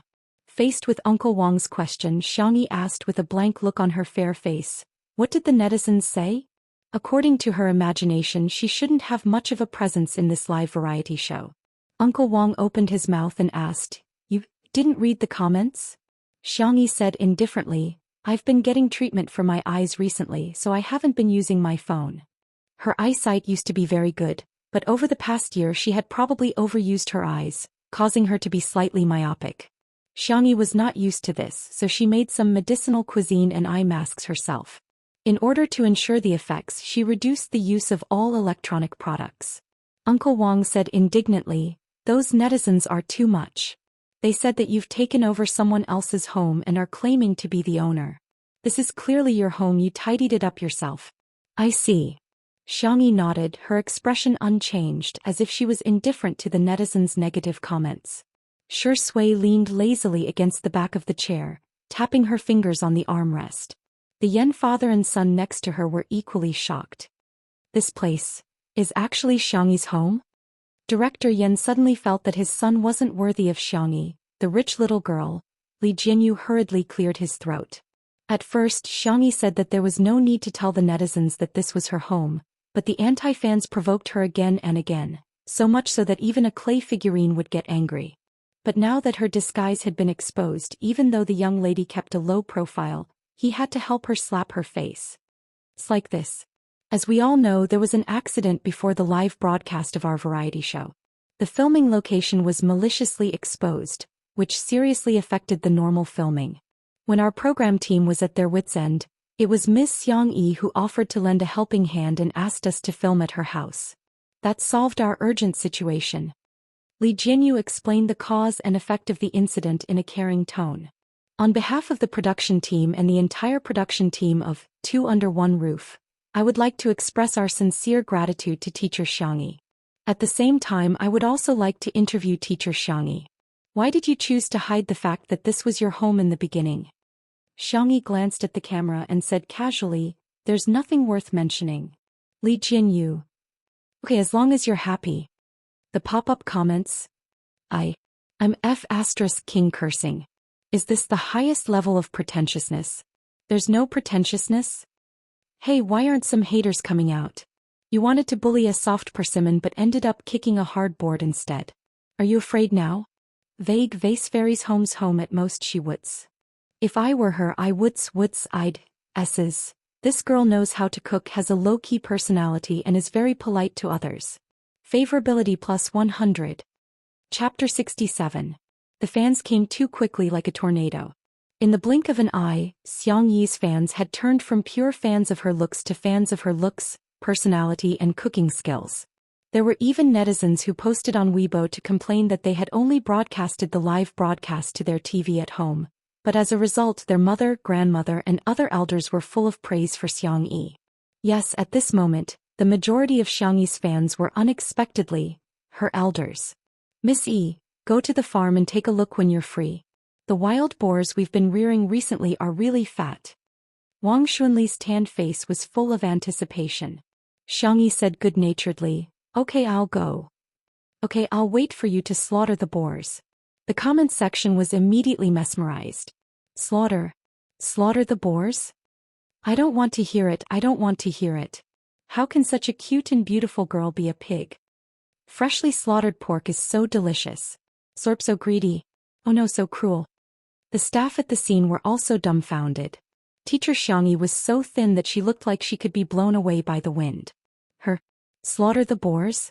Thank you for being laughed at. Wang Xunli left behind a large pile of luxury goods, and used the remote control to command the robots to leave. Xiangyi turned her head and said gently, "I'm going to cook for Xiao Naofu. Anai, you go pick the chili peppers first?" Yan Nai clenched his fists. Sister. After saying that, he realized that he was being too enthusiastic. He pursed his lips shyly and asked in a weak voice, "Sister, how many do you want?" Xiangyi knew that Yan Nai had probably never been in the kitchen before, let alone in the field. She smiled and found 2 small baskets to use as measurement units. Pick 1 basket each of the red and green chili peppers over there. Yan Nai nodded seriously as if he had received an important task. He picked up the baskets and was about to go to the field. Wait, Xianxia stopped him and handed him a pair of gloves. Put these on or your fingers might hurt. The 2 types of chili peppers had been repeatedly screened, crossbred, selected and bred. They were much hotter than most of the chili peppers on the market and would be very stinging if he accidentally broke them. For me. Yan Nai stammered. I'll put them on. Anai is so obedient. She praised me again. The girl's smile was sweet and soft. Yan Nai, a young boy who had just experienced his first awakening of love, couldn't resist at all. Even though he knew she was coaxing him, he was so happy. Whoosh, whoosh. Yan Nai's ears were so red that they were dripping blood. He pattered towards the vegetable field, looking like he was going to pluck out all the chili in the field. In the live stream, the love line has appeared. Gentle Miss X puppy little brother, I'm so cute. The person in front, wake up. Your brother is going to leave soon. What's the point of being a CP for a day? Why don't you join me as an untimely CP? CP fans get lost. Our Shuringdi is famous for not getting close to women. Even if all the women in the world died, he wouldn't give the vase fairy a second glance. Yan Zhenhua coughed. Then what should I do? Little Xianxia, let me do something. What's the point of just sitting there and drinking coffee with Shui? Shui slowly typed a question mark. He felt like she was being despised. But who was the one who said he wanted to come to a variety show to relax and drink tea? Who would have thought that a certain director Yen had long forgotten his original intentions and was now addicted to work? Asterisk. Small theater. Director Yen. I love work. Work makes me happy. Yan Nai. Big sister praises me. Big sister coaxes me. Big sister likes me. Xiao Naofu. Stupid woman, hurry up and cook for this hoo-hoo. Shui. Other people's children and cats have someone to coax them, but I don't, aggrieved. Chapter 68. Xiangyi's eyes curved slightly. There are several types of fruit wine in the wine cellar that I made myself. Director Yan, do you want to bring some back to try? Director Yan's eyes moved slightly, but he still said politely, That's too embarrassing. We'll just bring some chili oil. You can keep the wine for the guests, there will be guests coming later. Then Xiangyi uttered a magical forward spell from the Hua nation. Since we're already here! Exclamation point. Director Yan slapped his thigh. Look at what you're saying. Okay, I'll bring some. Just a little. I won't take more. Director Yan happily went to the wine cellar. Xiangyi stepped forward, ready to make cat food for Xiao Naofu. Xiao Naofu followed her step by step, but when it caught a glimpse of the long legs following it, its glassy eyes turned and it changed direction. Duong, the white and soft kitten, bumped into the man's calf, then fell to the ground in a dizzy state. Shui, this scam came out of the blue. Xiangyi hurriedly picked up Xiao Naofu and rubbed its little head. It doesn't hurt, huff huff. She carefully and gently blew on Xiao Naofu's forehead. Xiao Naofu meowed pitifully. Meow, Shui. She seemed to understand why girls hated green tea. The pop-up comments were filled with laughter. Shocking. Green tea meow is making a comeback. Shuringdi's expression is so doting, this man is so damn charming. Xiao Naofu. I'm fine as long as you and Gidge are happy together, it doesn't matter if I eat or not. Even the staff at the scene had a hard time holding back their laughter. In the living room, Xiangyi placed Xiao Naofu in the cat's cradle and squeezed its paws. Good boy, I'll go cook for you. Xiao Naofu meowed coyly, wanting to go into the kitchen with her. No, kittens can't go into the kitchen. Although Xiao Naofu wasn't an ordinary cat, it still shed fur, so Xiangyi decided to cultivate good hygiene habits. Meow meow meow. This hoo-hoo is not a cat. Xiangyi corrected herself. Xiao Naofu can't enter the kitchen. Only then did Xiao Naofu give up and lie down in the cradle. Meow. Since the food was delicious, he would listen to this stupid woman. The back of Xiao Naofu's neck was suddenly covered by a warm hand, gently kneading it. Xiao Naofu's eyes narrowed as Shui's low and gentle voice suddenly sounded in its ears. I'll help you in the kitchen? Xiao Naofu. Only then did it realize that the hand on the back of its neck belonged to Shui. What shocked it even more was that Xiangyi actually nodded in agreement. Right, thank you, senior. Xiao Naofu? Why can you enter but I who cannot? It was so angry that it waved its little claws and scratched the back of Shui's hand. She didn't know if it was an illusion, but the man didn't dodge. Instead, he moved his hand closer. The young and handsome best actor lowered his eyelids slightly, his pale lips making a hiss sound, attracting everyone's attention to the back of his hand. The man's hand was very good-looking, fair and slender, with distinct joints. At this time, a few red claw marks suddenly appeared on the back of his hand, giving it a seductive and ascetic sense of beauty. Senior. Xianxia panicked. Wait a moment, I'll go get the alcohol. No need. Shui put down his hand as if nothing had happened and smiled helplessly. It's just a small injury. Xiao definitely didn't do it on purpose. Right? She casually lowered her deep and clear eyes, but when she met Xiao's gaze, a trace of blackness flashed across her eyes. Woof. Xiao's fur exploded. King played me. Chapter 69. Xiao, who prided itself on mastering the skills of green tea, realized at this moment that it was still too naive. This man's tea skills are truly extraordinary. Xiao was so angry that it wanted to pounce on Shui and scratch him again. However, Xianxia grabbed it by the back of its neck and it could only scratch anxiously in the air. Xiao, you can't scratch people. Xianxia sternly lectured it. If you don't behave, I'll lock you up. Xiao. Its beautiful cat eyes were filled with shock and heartache. You actually want to lock me up in a dark room for a stinky man? Oh, I'm so angry. A certain best actor was still calmly fanning the flames.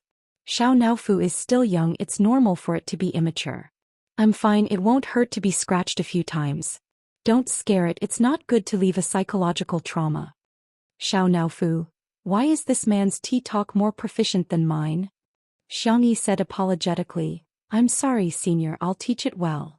However, Xiao did not cooperate and struggled desperately, looking like it was going to fight Shui to the death. Xianxia had no choice but to put Xiao in the bedroom and close the door. Xiao gradually lost its mind and began barking through the door, sounding like a dog's bark. The netizens in the livestream were laughing like crazy. Shui is so entertaining. Has Xiao become a spirit?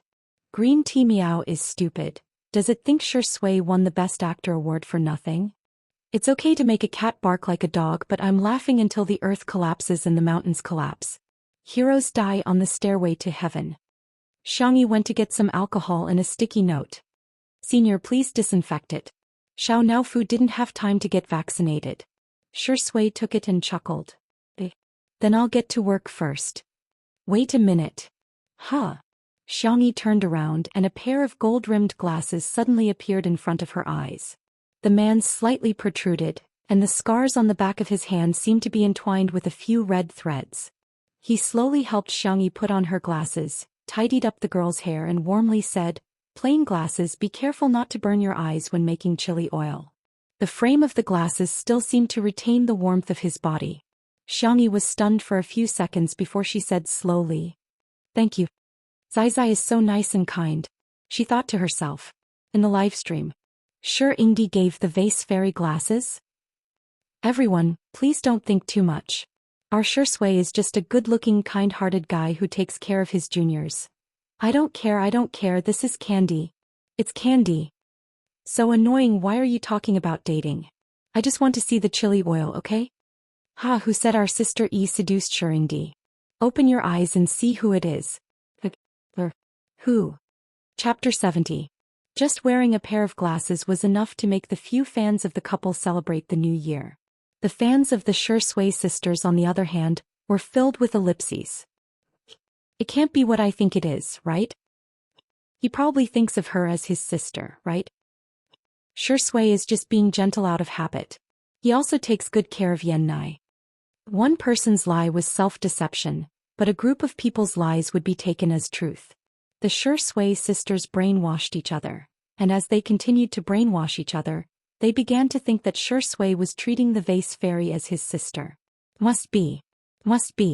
Since she's Shui's sister, she's everyone's sister too. What's there to scold her for? Thus, the number of comments scolding Xianxia in the livestream instantly decreased. Xianxia first made a bowl of tuna and pumpkin rice for Xiao and sent it to the bedroom. Xiao Naofu was lying on the ingot's nest. When it saw her, it turned its face away and sulked proudly. Xiao Naofu, time to eat. I'm ignoring you. There's tuna, a big tiger's favorite fish. Xiao Naofu's ears twitched. Sigh, if you don't eat it, I'll have to throw it away. Xiao Naofu's pupils constricted. This stupid woman, how can you be so wasteful? Its heart wavered violently, but it still couldn't get over the hurdle in its heart. I don't care about my reputation. Do you think I'll eat it just because you want me to? Seeing this, Xianxia had no choice but to use her trump card. Well, I don't know if Senior sure likes tuna. If you don't eat it, I'll give it to him to try. Xiao Naofu jumped up, its meaty little paws pressing down on the small bowl, valiantly raising its chin. Its meaning was self-evident. This is my food. Xianxia gently scratched its chin twice and said softly, just one bite, okay? Meow. Then, I'll give this stupid woman some face. One bite. Xiao Naofu lowered its head and tasted the rice. The cat's glass-like eyes widened in an instant. The freshly cooked tuna was mixed with soft pumpkin puree and sprinkled with a little egg yolk. It was super delicious. Thus, one mouthful turned into many mouthfuls. Xianxia heaved a sigh of relief. She had finally managed to coax this little devil. However, when she passed by the living room, she met the gaze of a certain best actor.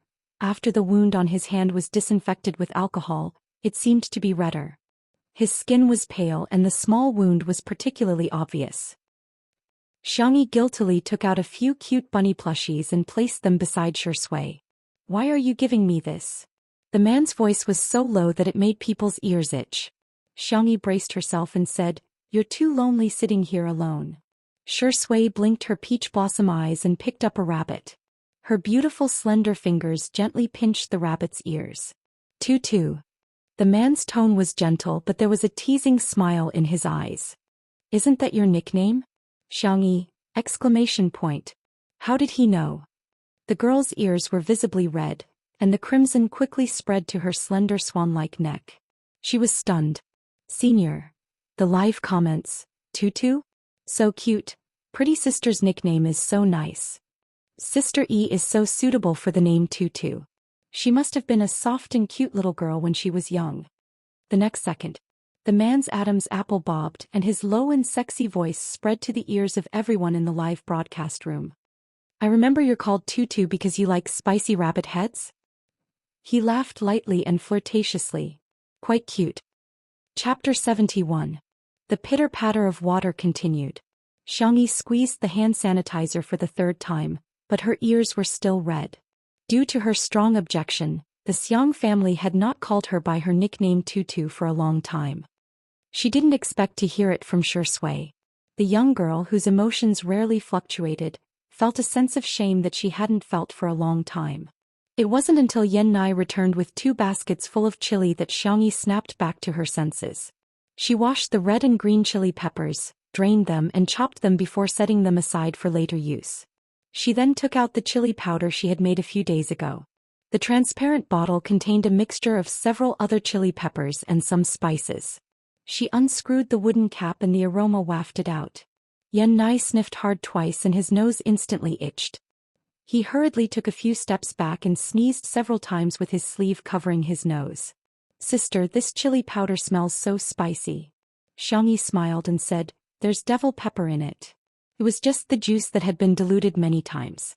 After preparing the ingredients, Xianxia heated up the oil in the pot. She was going to pour oil over the chili peppers. The method was actually very simple. Mix several chili peppers with pepper, sesame seeds, crushed peanuts and salt. Pour the hot oil over it twice, stir it evenly, let it cool and then put it into a suitable container. When the hot oil was slowly poured over the chili peppers, the spicy and fragrant aroma could be felt through the screen. Amazing, this bright red chili oil is amazing. I must have been a glutton in my previous life.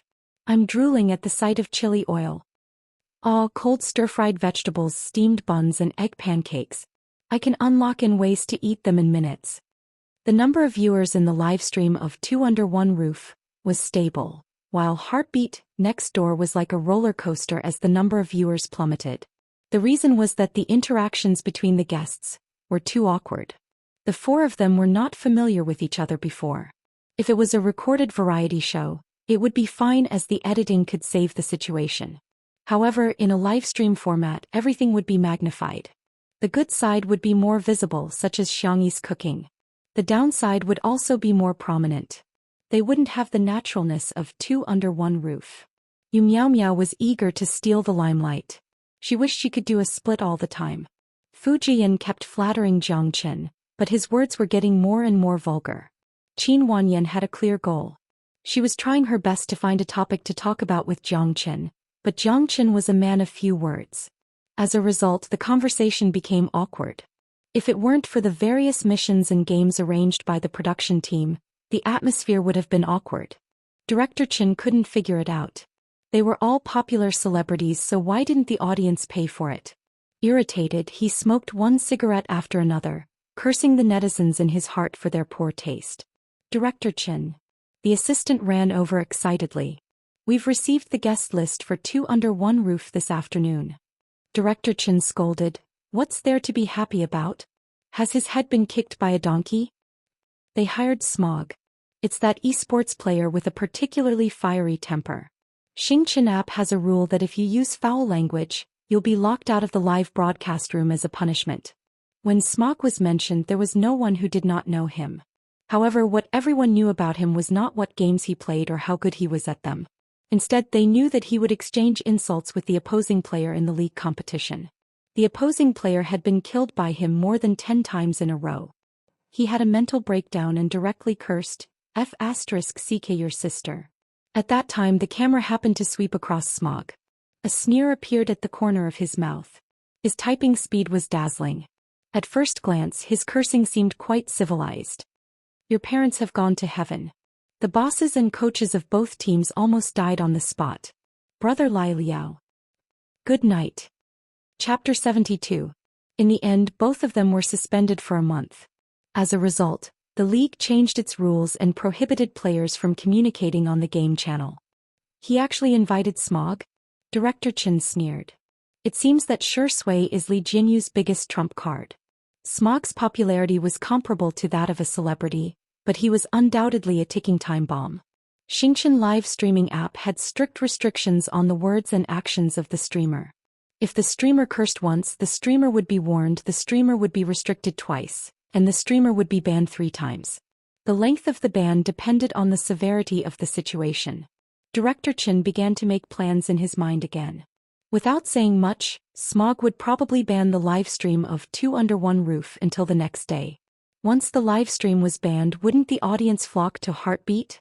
Yan Zhenhua and Yan Nai were about to leave, carrying bags of various sizes. Fruit, wine, jam, chili oil, and various specialties of Little Rabbit Farm. Yan Zhenhua reluctantly waved goodbye to Shui and Xiangyi. Yan Nai pursed his lips and gently tugged at his sleeves with his fingers as he secretly looked at Xiangyi. He accidentally made eye contact with Xiangyi and quickly looked away, pretending that nothing had happened. Only his slightly red ears betrayed him. Here, this is for you. A sweet and soft female voice was as gentle as a mountain stream. Yan Nai blankly took the small brown paper bag she handed to him. What's this? Strawberry seeds. Didn't you say you wanted to grow something? This is easier. Yan Nai was slightly stunned. He had just casually mentioned it, but she remembered it. This feeling of being valued was unprecedented. He knew that his parents loved him very much, but they were too busy to care about his sensitive thoughts. A strange feeling crossed his heart as if a feather had brushed past it. It was itchy. His heart was beating so fast that he couldn't control it. Yan Nai's lips moved slightly. He wanted to call her sister, but he couldn't. After saying a stiff thank you, he forgot to say goodbye to Shui and plunged into the car. How could his son's thoughts escape his father's notice? Yan Zhenhua chuckled and shook his head. This silly boy. Shui raised her eyebrows and said nothing. Goodbye. Yan Zhenhua also got into the car, rolled down the window and shouted, Little Xiangyi, remember to fatten up the ducks. I'll come again. Xiangyi's eyes curved slightly as she nodded at him. After sending off the Yan family's father and son, the other guests had yet to arrive. This meant that Shui would spend some time alone with Xiangyi. The live stream started to get rowdy again. No way. Was he going to walk the love line? Vase Fairy, please don't harm Shurindi. I refuse to form a CP. I refuse to be tied to hype. Prevent the vase fairy from getting within 2 meters of Shui. What kind of trashy director is this? How did he arrange this? Two Under One Roof has such an ambiguous name and even set up such an ambiguous segment. If the vase fairy does something to Ingdi, who can bear the responsibility? The netizens kept arguing, but what they were worried about did not happen. On the contrary, Xianxia asked calmly, Senior, I'm going to slaughter a pig. Are you going to stay at home with Xiao Naofu or do you want to come along? Shui said calmly, let's go together. Then I'll have to trouble you to help me catch the pig later. The young, handsome, refined and abstinent Ingdi said good-naturedly, sure. The netizens were dumbfounded. What the hell? Where's the love line I was going to criticize? Chapter 73. The fans were all confused. The netizens were also dumbfounded. Even if you don't want to watch the romance storyline, we're still quite interested. These two are so good-looking. If they can hold hands and kiss, wouldn't it be great to watch it as an idol drama? However, pork seemed to be more fragrant. Hence, everyone quickly adjusted their mood and looked forward to making braised pork trotters, sweet and sour pork for lunch. There were also some viewers who felt that they had been scammed and thought that it was better to be scammed together than to be scammed alone. Hence, all kinds of mysterious suggestions appeared on social media. High-definition meet a single man and a single woman, come quickly if you want to watch it. The most touching and sadistic variety show in history. If you don't watch it, you can't be a good sister. I have to brave the waves in both love and career. The autobiographical history of a little rich woman. That man, he stunned time and softened the years. When she met him, she finally understood the saying, a person is like a rainbow, meeting the top will reveal its worth. Countless netizens who were surfing the internet out of boredom were all impressed and excitedly clicked on the stream. 5 minutes later. The live stream of Two Under One Roof happened to show Shui and Xianxia arriving at Little Rabbit Farm. The wild boar was free-range, so if they wanted to eat it, they had to catch it themselves. Xianxia observed the terrain and seriously discussed the pig-catching strategy with Shui. Senior, I'll go over from this side later, you'll outflank them from the other side. The netizens who had been duped were confused on the spot. Don't F***ck me, smile. F***ck? I'll omit 50,000 swear words from Haiqing. I came here for the romance and the single man and woman, but in the end, you're letting me watch the two of them catch pigs here? Meat equals wild boar?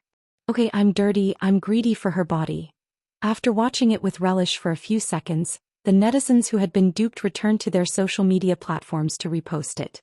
It's very realistic and good. I'm full of praises, this variety show is amazing. I strongly recommend it. Sisters are more important than the sky. If you're a sister, show it to me. Hence, more and more netizens were duped into the live stream.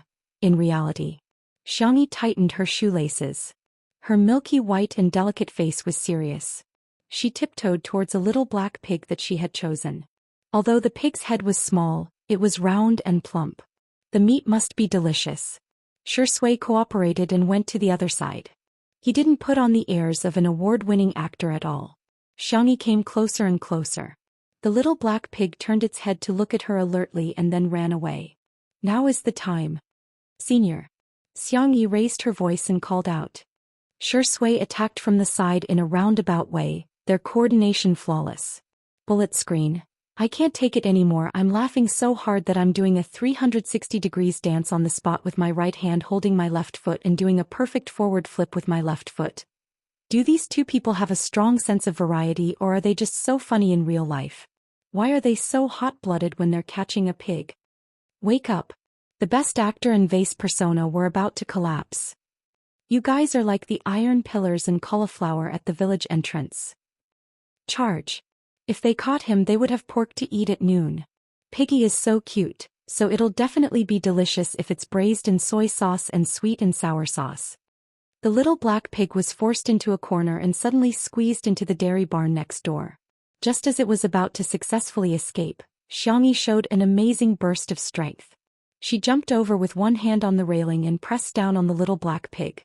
She grabbed it by the ear and lifted it up. The girl turned her head, her eyes full of stars. Her smile was clean and sweet. Senior, I caught him. Shui quietly stared in her direction and smiled gently. Chapter 74. The comments section had already exploded. Woolly Sister E is so cool He's so awesome. What the F asterisk CK? Did the vase fairy just fly over? Xianxia's smile is too doting. He really doesn't have any self-awareness or style of a movie king at all. Woo. I was tricked here by my friends.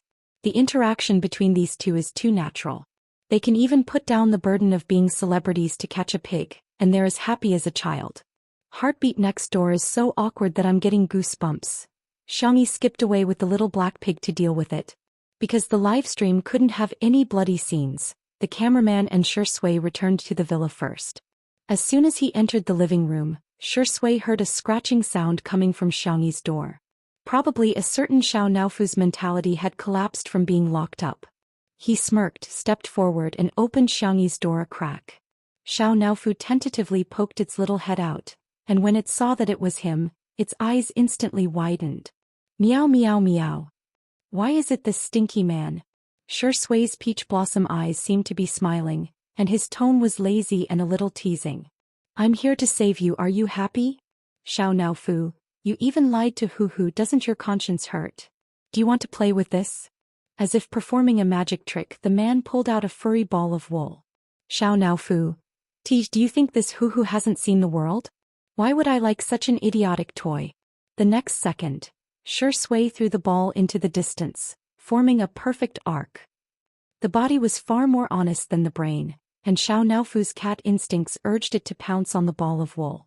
It hugged the ball and rolled a few times on the spot before stiffly stopping its movements. Damn it, I fell into his trap. The stinky man is so scheming. Is it fun? Xianxia had unknowingly squatted down beside it. His jawline was smooth and defined, and his Adam's apple was clean and clear. When he rolled his eyes, there was an inexplicable seductiveness to it. Xiao Naofu turned over and ignored him. Xianxia rubbed the back of its neck and said gently, "Be good in the future, okay?" Xiao Naofu, "Bah, I'm not listening. This Hu will not succumb to a stinky man." So comfortable, the cat's glass-like eyes squinted in satisfaction, and its mouth let out a childish purr. The whiskers on its pink cheeks trembled slightly. The peak of a tiger's life was nothing more than this. In the live stream, humans are inferior to cats. I want to be a cat in my next life, cack. Green tea meow has turned into a sweet and silly girl in Xianxia's hands. Near noon, Xianxia came back with the processed pork. Just then the guests arrived. This time they split into two cars. A girl got out of the first car. She was beautiful and had a slender figure. She had a delicate temperament. When she saw the pork in Xianxia's hands, a trace of disdain appeared in the depths of her eyes. Then came the second car. This car was obviously different from the previous one. Its streamlined body showed its high value. The driver wearing white gloves respectfully opened the back door. A young man of about 20 years old got out of the car. He was wearing a white t-shirt, a black and white checkered shirt, canvas shoes and a sports bag. He was obviously dressed in a very obedient manner, but he looked unruly in it. The obsidian stud on his left ear reflected a cold light under the sun. When Xianxia saw him, she was startled at first. Then she put down the basket in her hand in surprise and stepped forward to help him carry his luggage. However, he avoided her. A cold and indifferent voice sounded, and every word seemed to be covered in frost.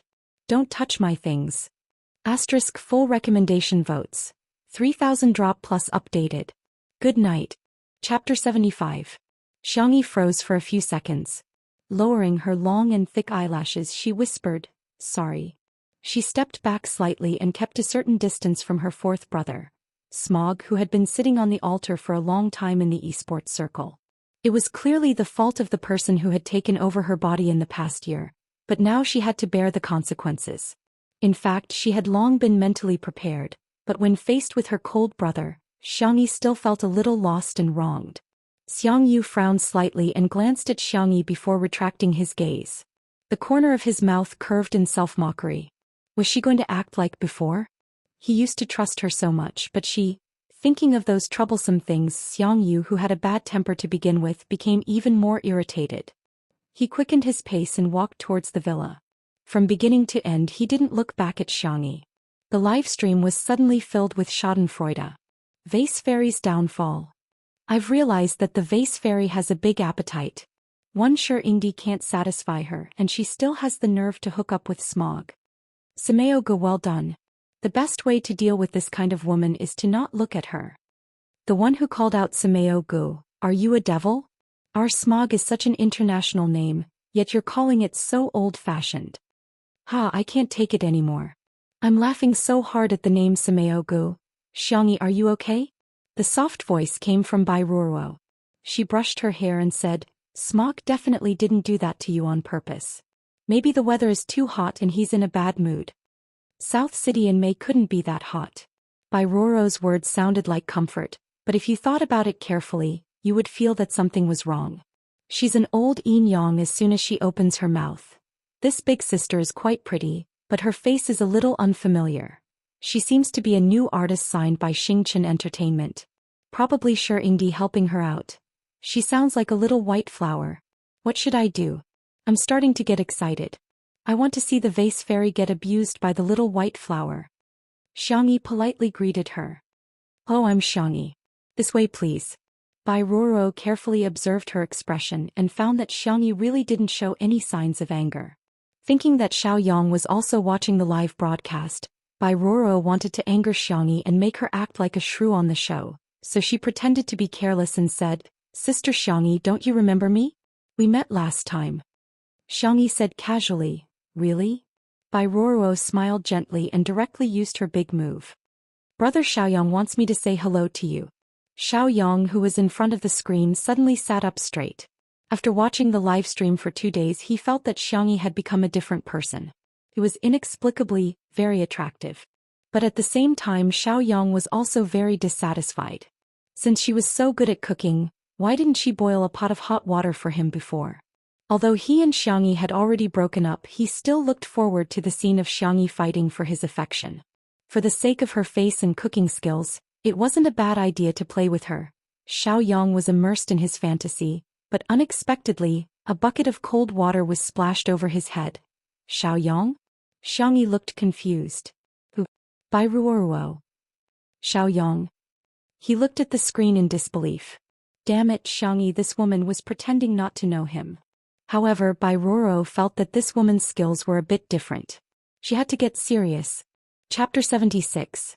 In the short walk from the gate to the villa, Bai Ruoro's mind had already played out a palace drama, and Xianxia was distracted the whole time.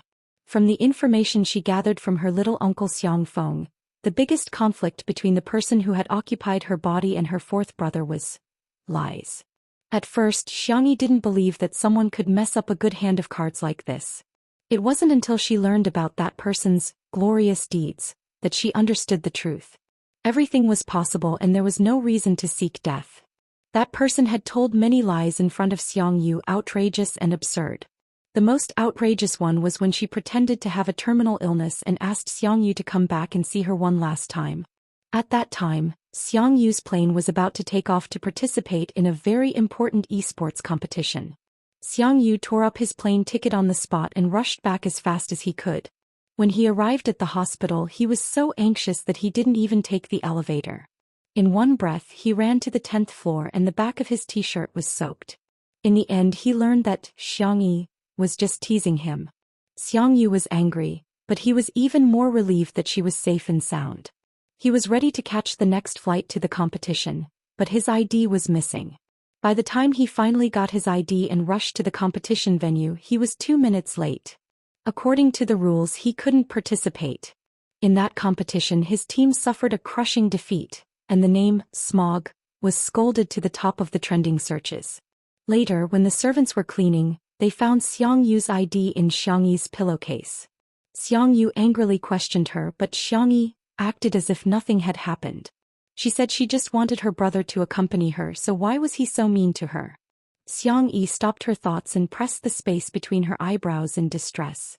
She knew how to coax people, but how to coax them was a problem. In the living room, Shui was chatting with Xiangyu. The two had known each other before and they were talking about games that Xiangyu was interested in. The atmosphere was quite good. But as soon as Xiangyi came in, Xiangyu pulled a long face and said coldly, "I'm going to put away my luggage." He chose a room with ease, but the netizens in the broadcast room didn't care, thinking that the program had arranged it in advance. Bai Ruoro warmly greeted Shui. Hello, Senior Sure. My name is Bai Ruoro. I just signed with Xingqian Entertainment. She had heard that Shui had always taken care of the younger generation in the company. She couldn't miss such a good opportunity. Of course, Shui's way of dealing with people was flawless. Her attitude was gentle and graceful, but she also maintained a sense of propriety and never crossed the line. Wu watching Shui speak is so enjoyable. It's obvious who's better. Vase Fairy can't even make a fart when a guest is here. Are you guys blind? Can't you see Sister E busy in the kitchen? If she doesn't cook, will we have nothing to eat at noon? In the kitchen. As soon as she touched the ingredients, Xiangyi's mood instantly calmed down. Fourth brother liked to eat rice and there was ready-made pork, so she was going to make braised pork to go with the rice. The 3 layers of fresh pork were cleaned and blanched until the blood froth was removed. Then they were cut into evenly sized pieces. The girl's knife skills didn't look fancy, but her hands were very steady. Watching her cut vegetables was simply a pleasure. She added cinnamon, bay leaves, star anise, and other ingredients to a fragrant aroma in cold oil.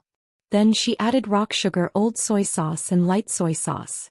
The old soy sauce was colored and the light soy sauce was mixed.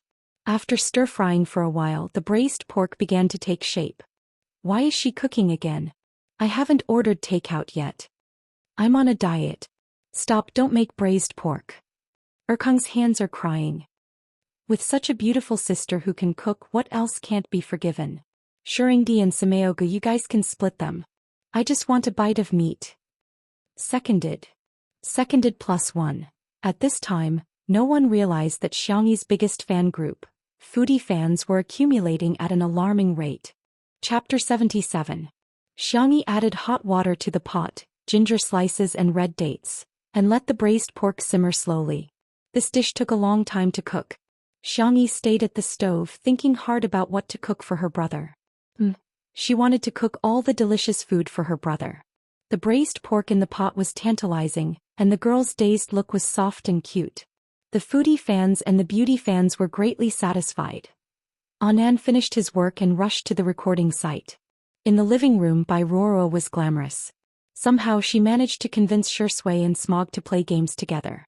The room kept echoing with her soft laughter. Xiangyi sat on the kitchen stool with her face covered in dirt. Her hair was messed up when she was catching the pig and her hair was scattered around her ears. Without comparison, there would be no harm. Anand suddenly felt that his sweetheart was like Cinderella in a fairy tale, and he showed a pained expression. Sweetheart, your hair is messy. Come here and I'll tie it up for you. Xiangyi thought it would be fine to just tie it up casually, but she didn't expect Anand to pull her to the bedroom. The program team tacitly agreed not to film the bedroom. The bedroom was equivalent to the safe zone in the game. As soon as they entered the room, Anand raised his hand and turned off Xiangyi's microphone. He said bitterly, Sweetheart, are you stupid? Look at that white lotus calling Brother Smog and Senior Shui. She's so pretentious and cute. Look at you, our sweetheart is a little fairy. Why did they force you to be their kitchen maid? What kind of stupid program is this? Why do they make you cook in the kitchen every day? He was so angry that his hair exploded and he looked even more wrong than Xiangyi. Xiangyi's heart warmed. She had traveled through many worlds and seen all kinds of people. People's hearts were easy to change and they were even more unpredictable. Slowly she became tired of socializing with people, so she looked cold on the outside. But she also cherished everyone who was good to her. She explained gently, I wasn't forced. I really enjoy the process of cooking. The little girl took the initiative to untie the hair tie. Didn't you want to help me tie my hair? Anand sniffed. Go take a shower first, then blow dry your hair. I want to dress you up beautifully and let that white lotus know what it means to be a flower of wealth. My braised pork is still stewing, Xiangyi sighed when Anand glared at her. Hey, I'll listen to you. In the living room. The game had already gone on for several rounds. Bai Ruoro felt like she was in a dream. She was actually able to play games with these 2 outstanding men. Her skills were terrible, but Smog and Shui didn't seem to mind her. Smog would stand guard in front of her with a gun, but he would jump around from time to time and suddenly aim at her. Every time, Shui would find a secluded corner and gently ask her to hide in it with his deep and magnetic voice. Little did they know that the bullet screen was like this. Ha, Smog is really irritated. There were several times when I felt like he wanted to shoot Bairuro. Sure, Ingdi's acting skills are worthy of praising rotten rice as delicious. He can still maintain a calm tone when talking to Bairuro, telling her to hide and not be a burden. He's calm my ass. You can pay attention to the details of his hands. He's touched his trouser pocket several times. His smoking addiction is probably acting up. Speaking of which, where did the vase fairy go? Why does it take so long to tie up her hair? Hurry up and cook. The braised pork is almost done. Just as this bullet screen floated past, Xianxi's bedroom door opened. The previously chaotic comment section seemed to have been emptied in an instant. Asterisk, if you say you'll update more, you'll do it. One more update, it'll be late. Chapter 78.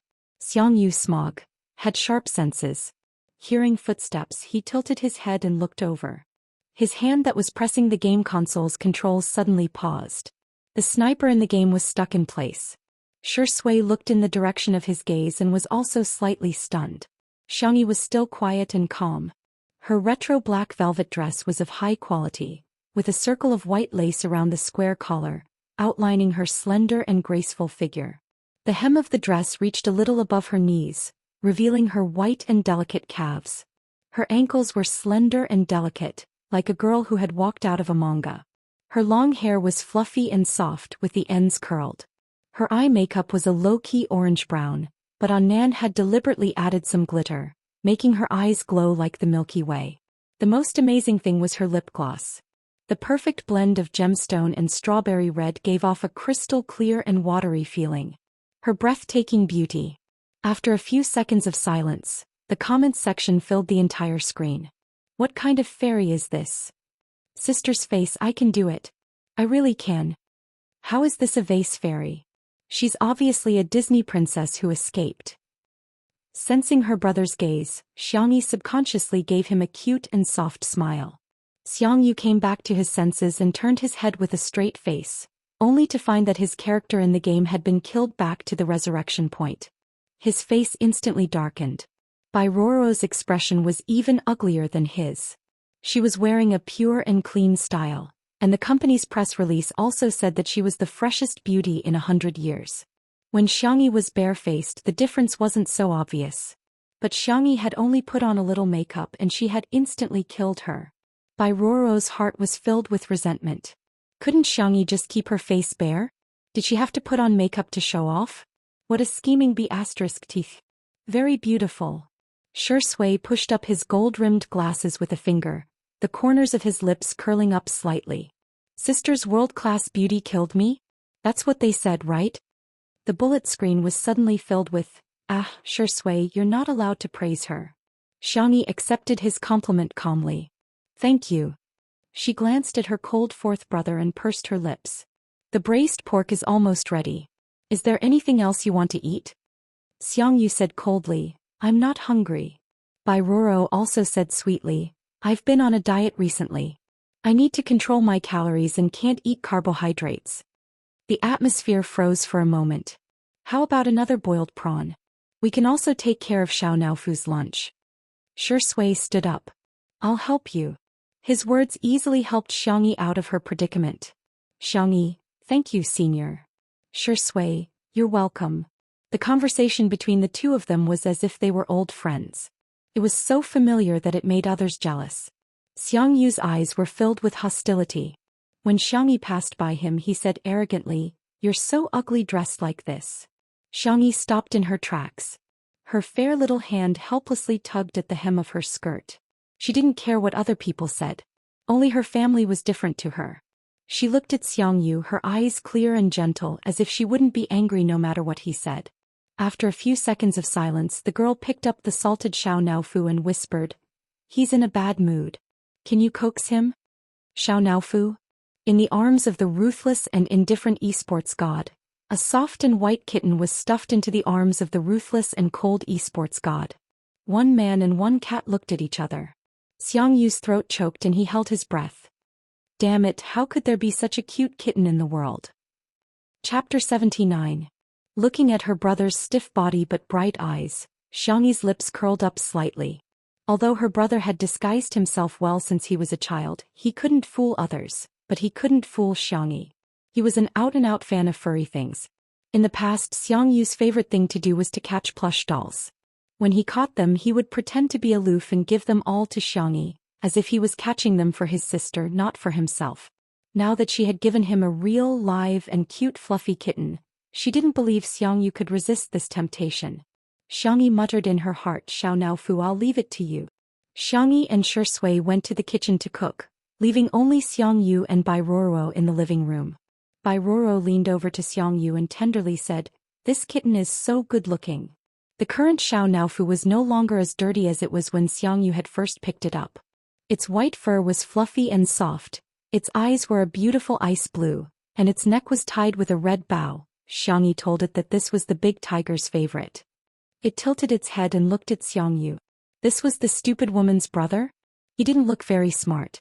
For the sake of its luxurious seafood set, it nudged Xiangyu with its little head as if it was acting coquettishly. As if he had been electrocuted, the man retracted his hand with a whoosh, his pupils dilated. From the outside it could be said to be cold and heartless to the extreme, exuding an aura that kept people away. But what no one else could peek into was, it's so soft. Xiao Naofu had long seen through him. It approached him with its short, fleshy legs. This time it was nudging his lower abdomen. Its cat ears rubbed against the youth's white t-shirt, revealing the faintly discernible lines of his abs. Its voice was coquettish and aggrieved. "Meow, Xiangyu. It knows how to meow." The comments in the stream. "I'm dying from Xiao Naofu's cuteness. Sameo, go hurry up and rub it. It's bald. Oh my god, even green tea cats have abs these days. I'm so jealous." Bai Ruoruo's expression is too wonderful. Her face says, "Am I not as attractive as a cat?" I'm dying of laughter. This is AF * King Funny variety show, right? Seeing that Xiangyu was still unmoved, Xiao Naofu's fighting spirit was ignited. There's absolutely no human in this world that this hoo-hoo cannot handle. She stuck out her little butt and rolled on the spot, revealing her soft and round belly. Her paws were facing upwards and the pads of her paws were a light pink. Her pure blue eyes stared pitifully at Xiangyu, and she used her fluffy little tail to gently hook the man's finger. Boom. Something in Xiangyu's brain collapsed. His fingertips moved slightly as he tried to scratch the cat's chin in front of him. Meow, Xiao Naofu meowed softly as it scratched at Xiangyu with its little paws. Xiangyu was a little hesitant. Did the kitten want a hug? Meow meow meow. The urgent call seemed to be urging him. The last string of reason snapped. Xiangyu carefully picked it up and Xiao Naofu obediently rubbed its head against his neck. It chose a comfortable position to lie in his arms and revealed a compassionate expression. "Stupid human, you can serve this hoo-hoo now, ah meow." In the kitchen. The braised pork that had been simmering for an hour had soaked up the gravy. Xiangyi stir-fried it on high heat and soon the thick sauce was wrapped around every piece of pork belly. The thick oil and red sauce were the color of sugar, and the aroma of the meat could be smelled through the screen. Chapter 80. The wooden spatula scooped out a clear piece of braised pork. The moment the meat touched the plate, it trembled and QQ popped up. After sprinkling a handful of chopped green onions, the time-consuming braised pork was finally finished. On the other side, Shi Sui's boiled shrimp was also ready. Xiangyi gave him a thumbs up. She demonstrated how to remove the shrimp lines and Shi Sui learned quickly and well. Every shrimp was cleaned and cooked to a beautiful red color. He also peeled a bowl of pure shrimp for Xiao Naofu. Xiangyi sighed in her heart. Zai is so smart and diligent. 2 meat dishes, a stir-fried vegetable dish and seaweed bean sprout soup. They were all simple home-cooked dishes but they were appetizing. Lunch was still at the pavilion. As soon as Bai Ruoruo sat down she smelled a strong fragrance. She, who had been on a diet for a long time, quietly swallowed her saliva. Why was Xiangyi's cooking so fragrant? Otherwise, she would just eat one meal. At worst she could go on a diet after eating. Bai Ruoruo picked up her chopsticks and was about to pick up the meat when a white porcelain plate suddenly appeared in front of her. A small piece of chicken breast, 2 boiled shrimp, half a plate of broccoli and a small tomato. The plate was exquisitely arranged but compared to the 3 dishes and 1 soup, it suddenly seemed bland and tasteless. Shi Sui smiled. "Aren't you trying to lose weight? Xiangyi specially prepared this for you." Bai Ruorua was now speechless. She squeezed out a smile. Thank you. The bullet screen burst into laughter. Haha, are you stupid? Who told you to lose weight? The vase fairy is so ruthless. Little white flower can see it but can't eat it. Braised pork and boiled chicken breast, this is 10,000 points of damage. There were also netizens who became fans. Xianxia is so attentive. She seriously remembers everything others say. I love this silent and gentle personality so much. Xiangyu's handsome face was tense and he didn't move his chopsticks for a long time. Brother. Xianxia had just uttered a small syllable when she immediately changed her words. Smog, try the braised pork? She pushed the plate towards him a little. This action revealed a bit of careful fawning. Xiangyu's eyes were cold as he stared at her for a few seconds, as if trying to pierce through the girl's hypocritical exterior. I don't like it, he said indifferently. He picked up a prawn and slowly peeled it. His fingertips, which were known as the hands of God, had distinct joints and neat nails, but his wrist was empty. The red string of wishes that she had given him had long been thrown away. Xianxia lowered her eyes and lost her appetite instantly. Suddenly, a bunch of people appeared in the bullet screen to laugh at him. Welcome to the live broadcast of the vase fairy being slapped in the face. Do you really think your skills are unparalleled in the world? Who would like to eat your cooking? Trying to grab a man's heart by grabbing his stomach is so outdated. The vase fairy's ability to seduce men is like a primary school kid playing house. Meow. Grandma's meow attracted everyone's attention. At some point, Xiao Naofu had jumped into Xianxi's arms and rubbed against her fair little hand. The back of his hand was scorched red and looked extremely dazzling. Xiangyu frowned. How could she be so stupid? How could she burn herself while cooking? In the next second, Xiao Naofu gracefully leaped onto the dining table and walked in the direction of Xiangyu. It stretched out its meaty little paws and pushed the plate of braised pork in front of him. Then it tilted its little head and called out in a childish voice, Meow meow, Xiangyu, F***C, who could stand this?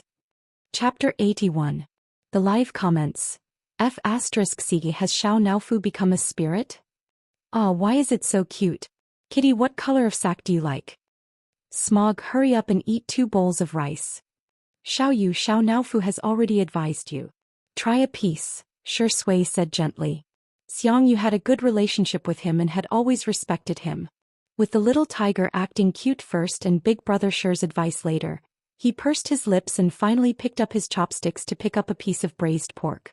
The rosy and shiny meat touched his tongue, and the wonderful taste overbearingly seized his future. The sticky sauce was sweet and salty, and the fresh pork was incomparably tender with 3 layers. First was the slightly crispy skin, followed by the fatty meat, which was fat but not greasy, and then the lean meat, which was springy and fragrant. It was so delicious that his hair was about to explode. Xiangyu looked at Xianxia in shock. The girl lowered her eyebrows and her feathered eyelashes cast a shadow on her milky white face. She didn't pick up any meat at all, and only put 2 small pieces of vegetables in her bowl, which she poked at casually. Is she my sister? Xiangyu was a little uncertain and excited.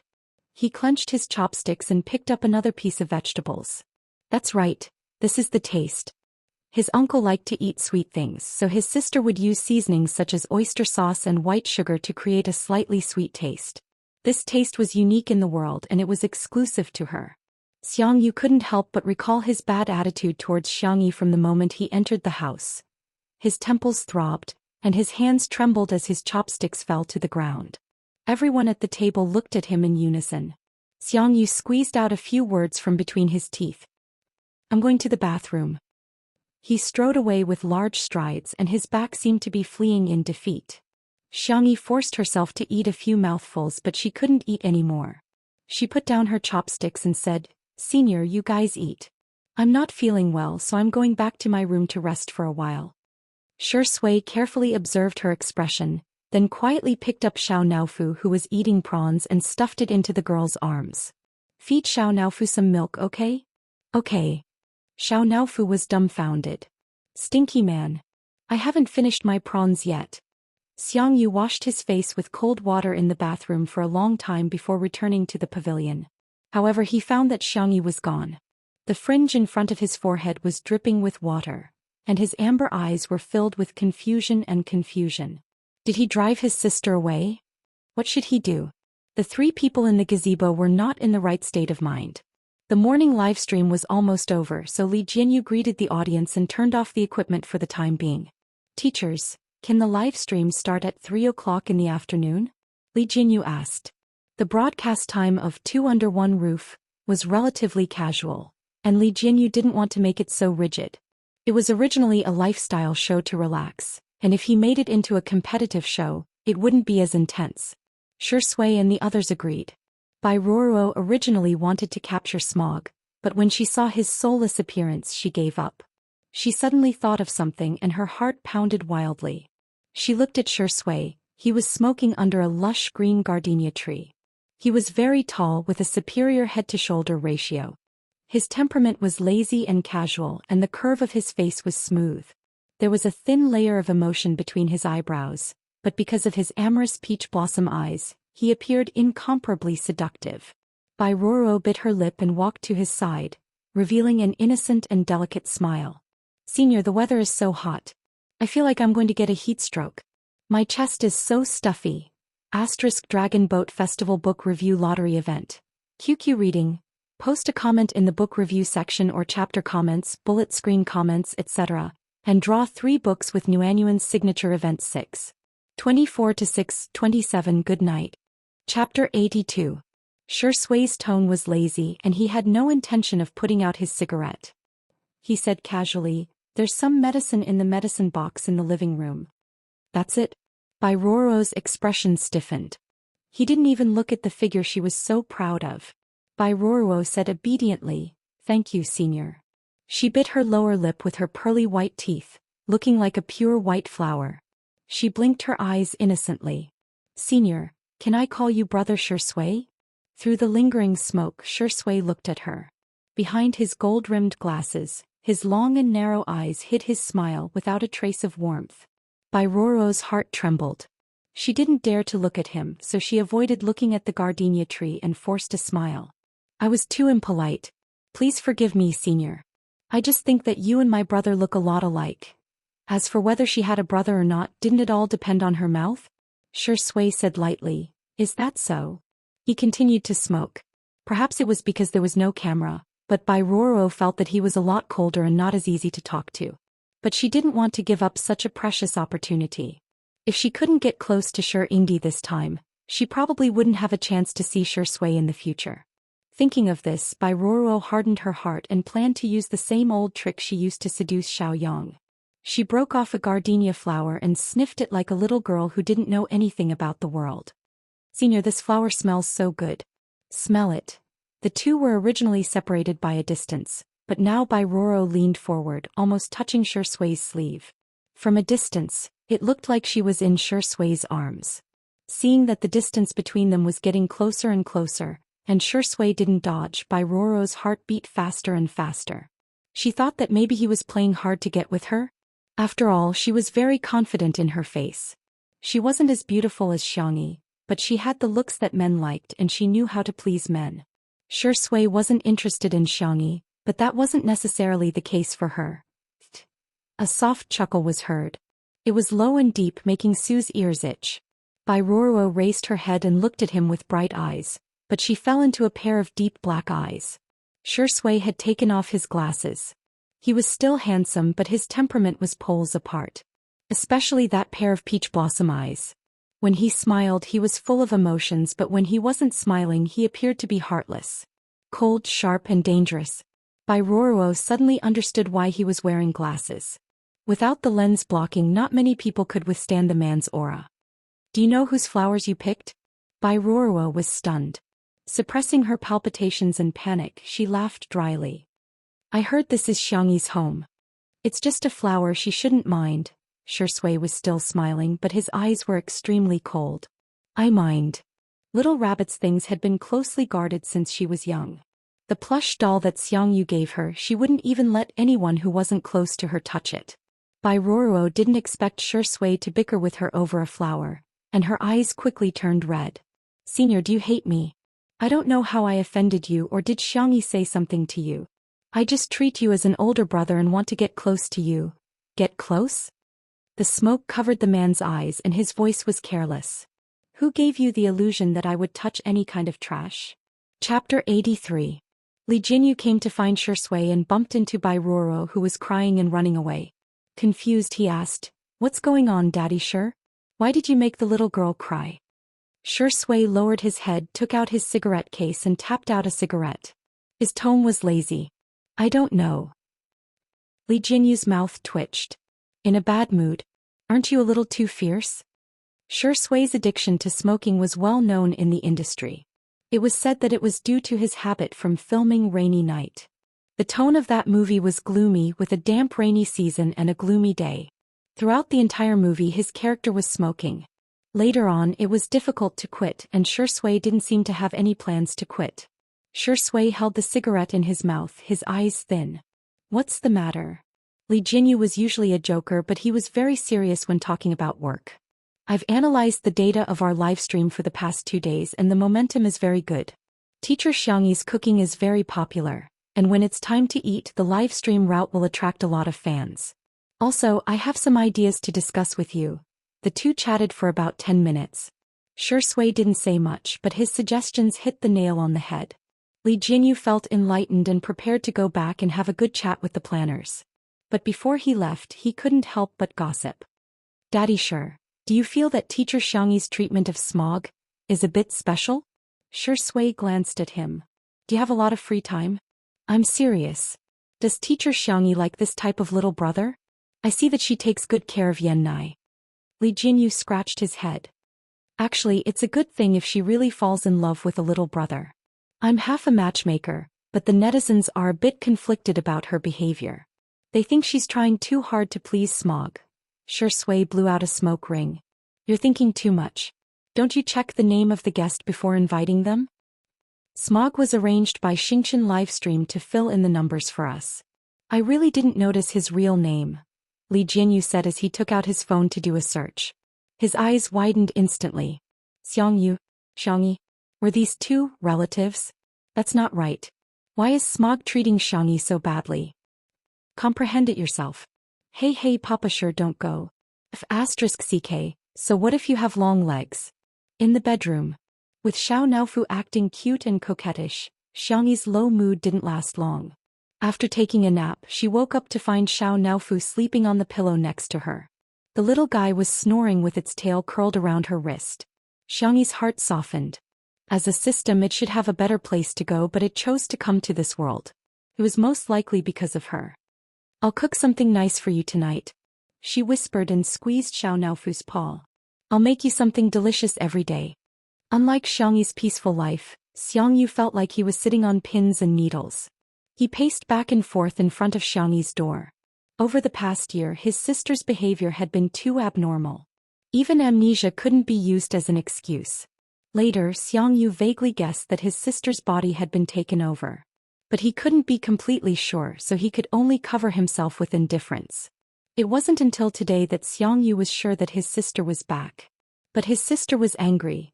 Xiangyu squatted in front of her door, his head and ears drooping like an unwanted puppy. Will my sister ignore me for the rest of my life? Chapter 84. Xiangyu thought about it for a long time before he finally mustered up the courage to knock on Xiangyi's door. He had to explain everything to his sister. Creak. The door was suddenly pulled open from the inside. Xiangyi held Xiao Naofu in her arms and looked at him in confusion. Xiangyu quickly retracted his hand because of his brother's baggage. His expression was calm as if nothing had happened, but he pretended to be fierce. "Are you a pig? Why did you take a nap for so long?" He regretted it as soon as he finished speaking. He wanted to make up for it, but when he opened his mouth, he realized that he had only accumulated Zhou Xian's profanities and couldn't spit out a single coaxing word. Xiangyi took a deep breath, stuffed Xiao Naofu into his hands and left. Since her brother hated her so much, she should not appear in front of him for the time being. Xiangyu stood in place, staring blankly at her back as it gradually disappeared from his field of vision. He sighed and raised Xiao Naofu in front of him. "What should I do? I made her angry." Xiao Naofu's expression was noble and cold. "What a stupid human. Did you just realize how much you've gone overboard?" "I didn't do it on purpose." Xiangyu's voice was low, dejected and irritated. I thought she wasn't my sister but she really is my sister. How should I coax her? Oh, stupid woman's brother has some IQ after all. Just like how Xiangyi treated Xiao Naofu well, Xiao Naofu naturally wanted Xiangyi to be happy. It waved its little paw and patted Xiangyu's left chest. Well, the hint is obvious enough. Family members should treat each other with sincerity, heart for heart. The next second, Xiangyu showed an expression of sudden realization. He took out his card bag from his shirt pocket and said excitedly, "Say, if I give my little sister a max-level godly weapon paired with an epic sword in the game, would she be happy?" Xiao Naofu, "No, how can one sword be enough? My sister must have the best. I'll give her a full set of equipment." Xiangyu said passionately. Xiao Naofu, "This kid barely has some IQ, but why is his EQ lower than Huhu's?" Xiangyi plucked a handful of loquat fruits. After washing them, she peeled them and removed their cores before placing them into a clean glassware. She had always been a patient person. Whether it was studying or doing such trivial things, she would never feel bored. After peeling it, she subconsciously wanted to give it to her brother, but when she thought of his attitude towards her, she was afraid that he would rather eat the loquat pit than the loquat fruit that she had peeled. Xiang Yi laughed self-deprecatingly. Through the floor-to-ceiling window, she saw Shi Sui in the glass greenhouse. He was probably reading the script, carefully and repeatedly trying to figure it out. His serious look was moving and stunning. Zai Zai was really hardworking. As expected of the person who won the Best Actor award. Xiangyi brewed a pot of flower tea and brought it over with the loquat fruit. A glass greenhouse. The more she smoked, the more addicted she became. Shi Sui lit another cigarette and glanced at the lines on the page. He had an excellent memory and could memorize the lines in one go, but he had a feeling that he couldn't act it out. Hearing the sound of footsteps, he looked up and saw that it was Xiangyi. His first reaction was to put out the cigarette. The little girl in a black retro velvet dress walked in the sea of gorgeous flowers like a noble girl from medieval Europe. "Senior, sorry to disturb you." Xiangyi put down the tray and her clear eyes stopped on Shi Sui's cigarette box. Shi Sui felt inexplicably guilty under her gaze and coughed. "Actually, I don't smoke much.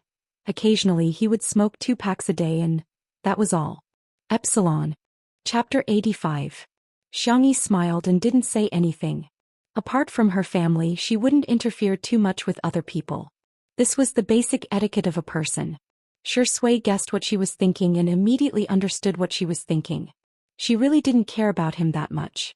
The loquat fruit was very sweet. After swallowing it, she didn't know if it was a psychological effect, but even her throat felt a little moist. Xiangyi originally planned to leave after giving him the things, but suddenly a rebellious thought emerged. She pursed her lips and said in a soft voice, "Senior." "Yes." "Can I have a cigarette?" Xiangyi asked carefully. Shi Sui frowned. "You're a child. Why are you smoking?" Xiangyi defended herself. "I'm an adult. I can be responsible for my own actions." Shi Sui was indifferent. The little girl looked at him eagerly and raised her white fingers. "Is one okay?" Was she acting coquettishly? Shi Sui's Adam's apple bobbed and he threw the cigarette box over. Xiangyi had obviously never smoked before. It was purely out of curiosity. After holding it for a few seconds, she realized that cigarettes wouldn't spontaneously combust. "Senior, do you have a lighter?" Before he could finish his sentence, the man suddenly bent down and clasped his fingers together. Crack. The flame flickered and bloomed. The rebellious girl was stunned. Was Zai Zai lighting a cigarette for her? The man's handsome face was very close. His jawline was thin, and his collar was slightly messed up by himself, revealing half of his collarbone and clear Adam's apple. He raised his eyebrows. "You don't want it?" Xiangyi hurriedly said, "Yes, yes." Although the conversation was a little strange, Xiangyi didn't think too much about it.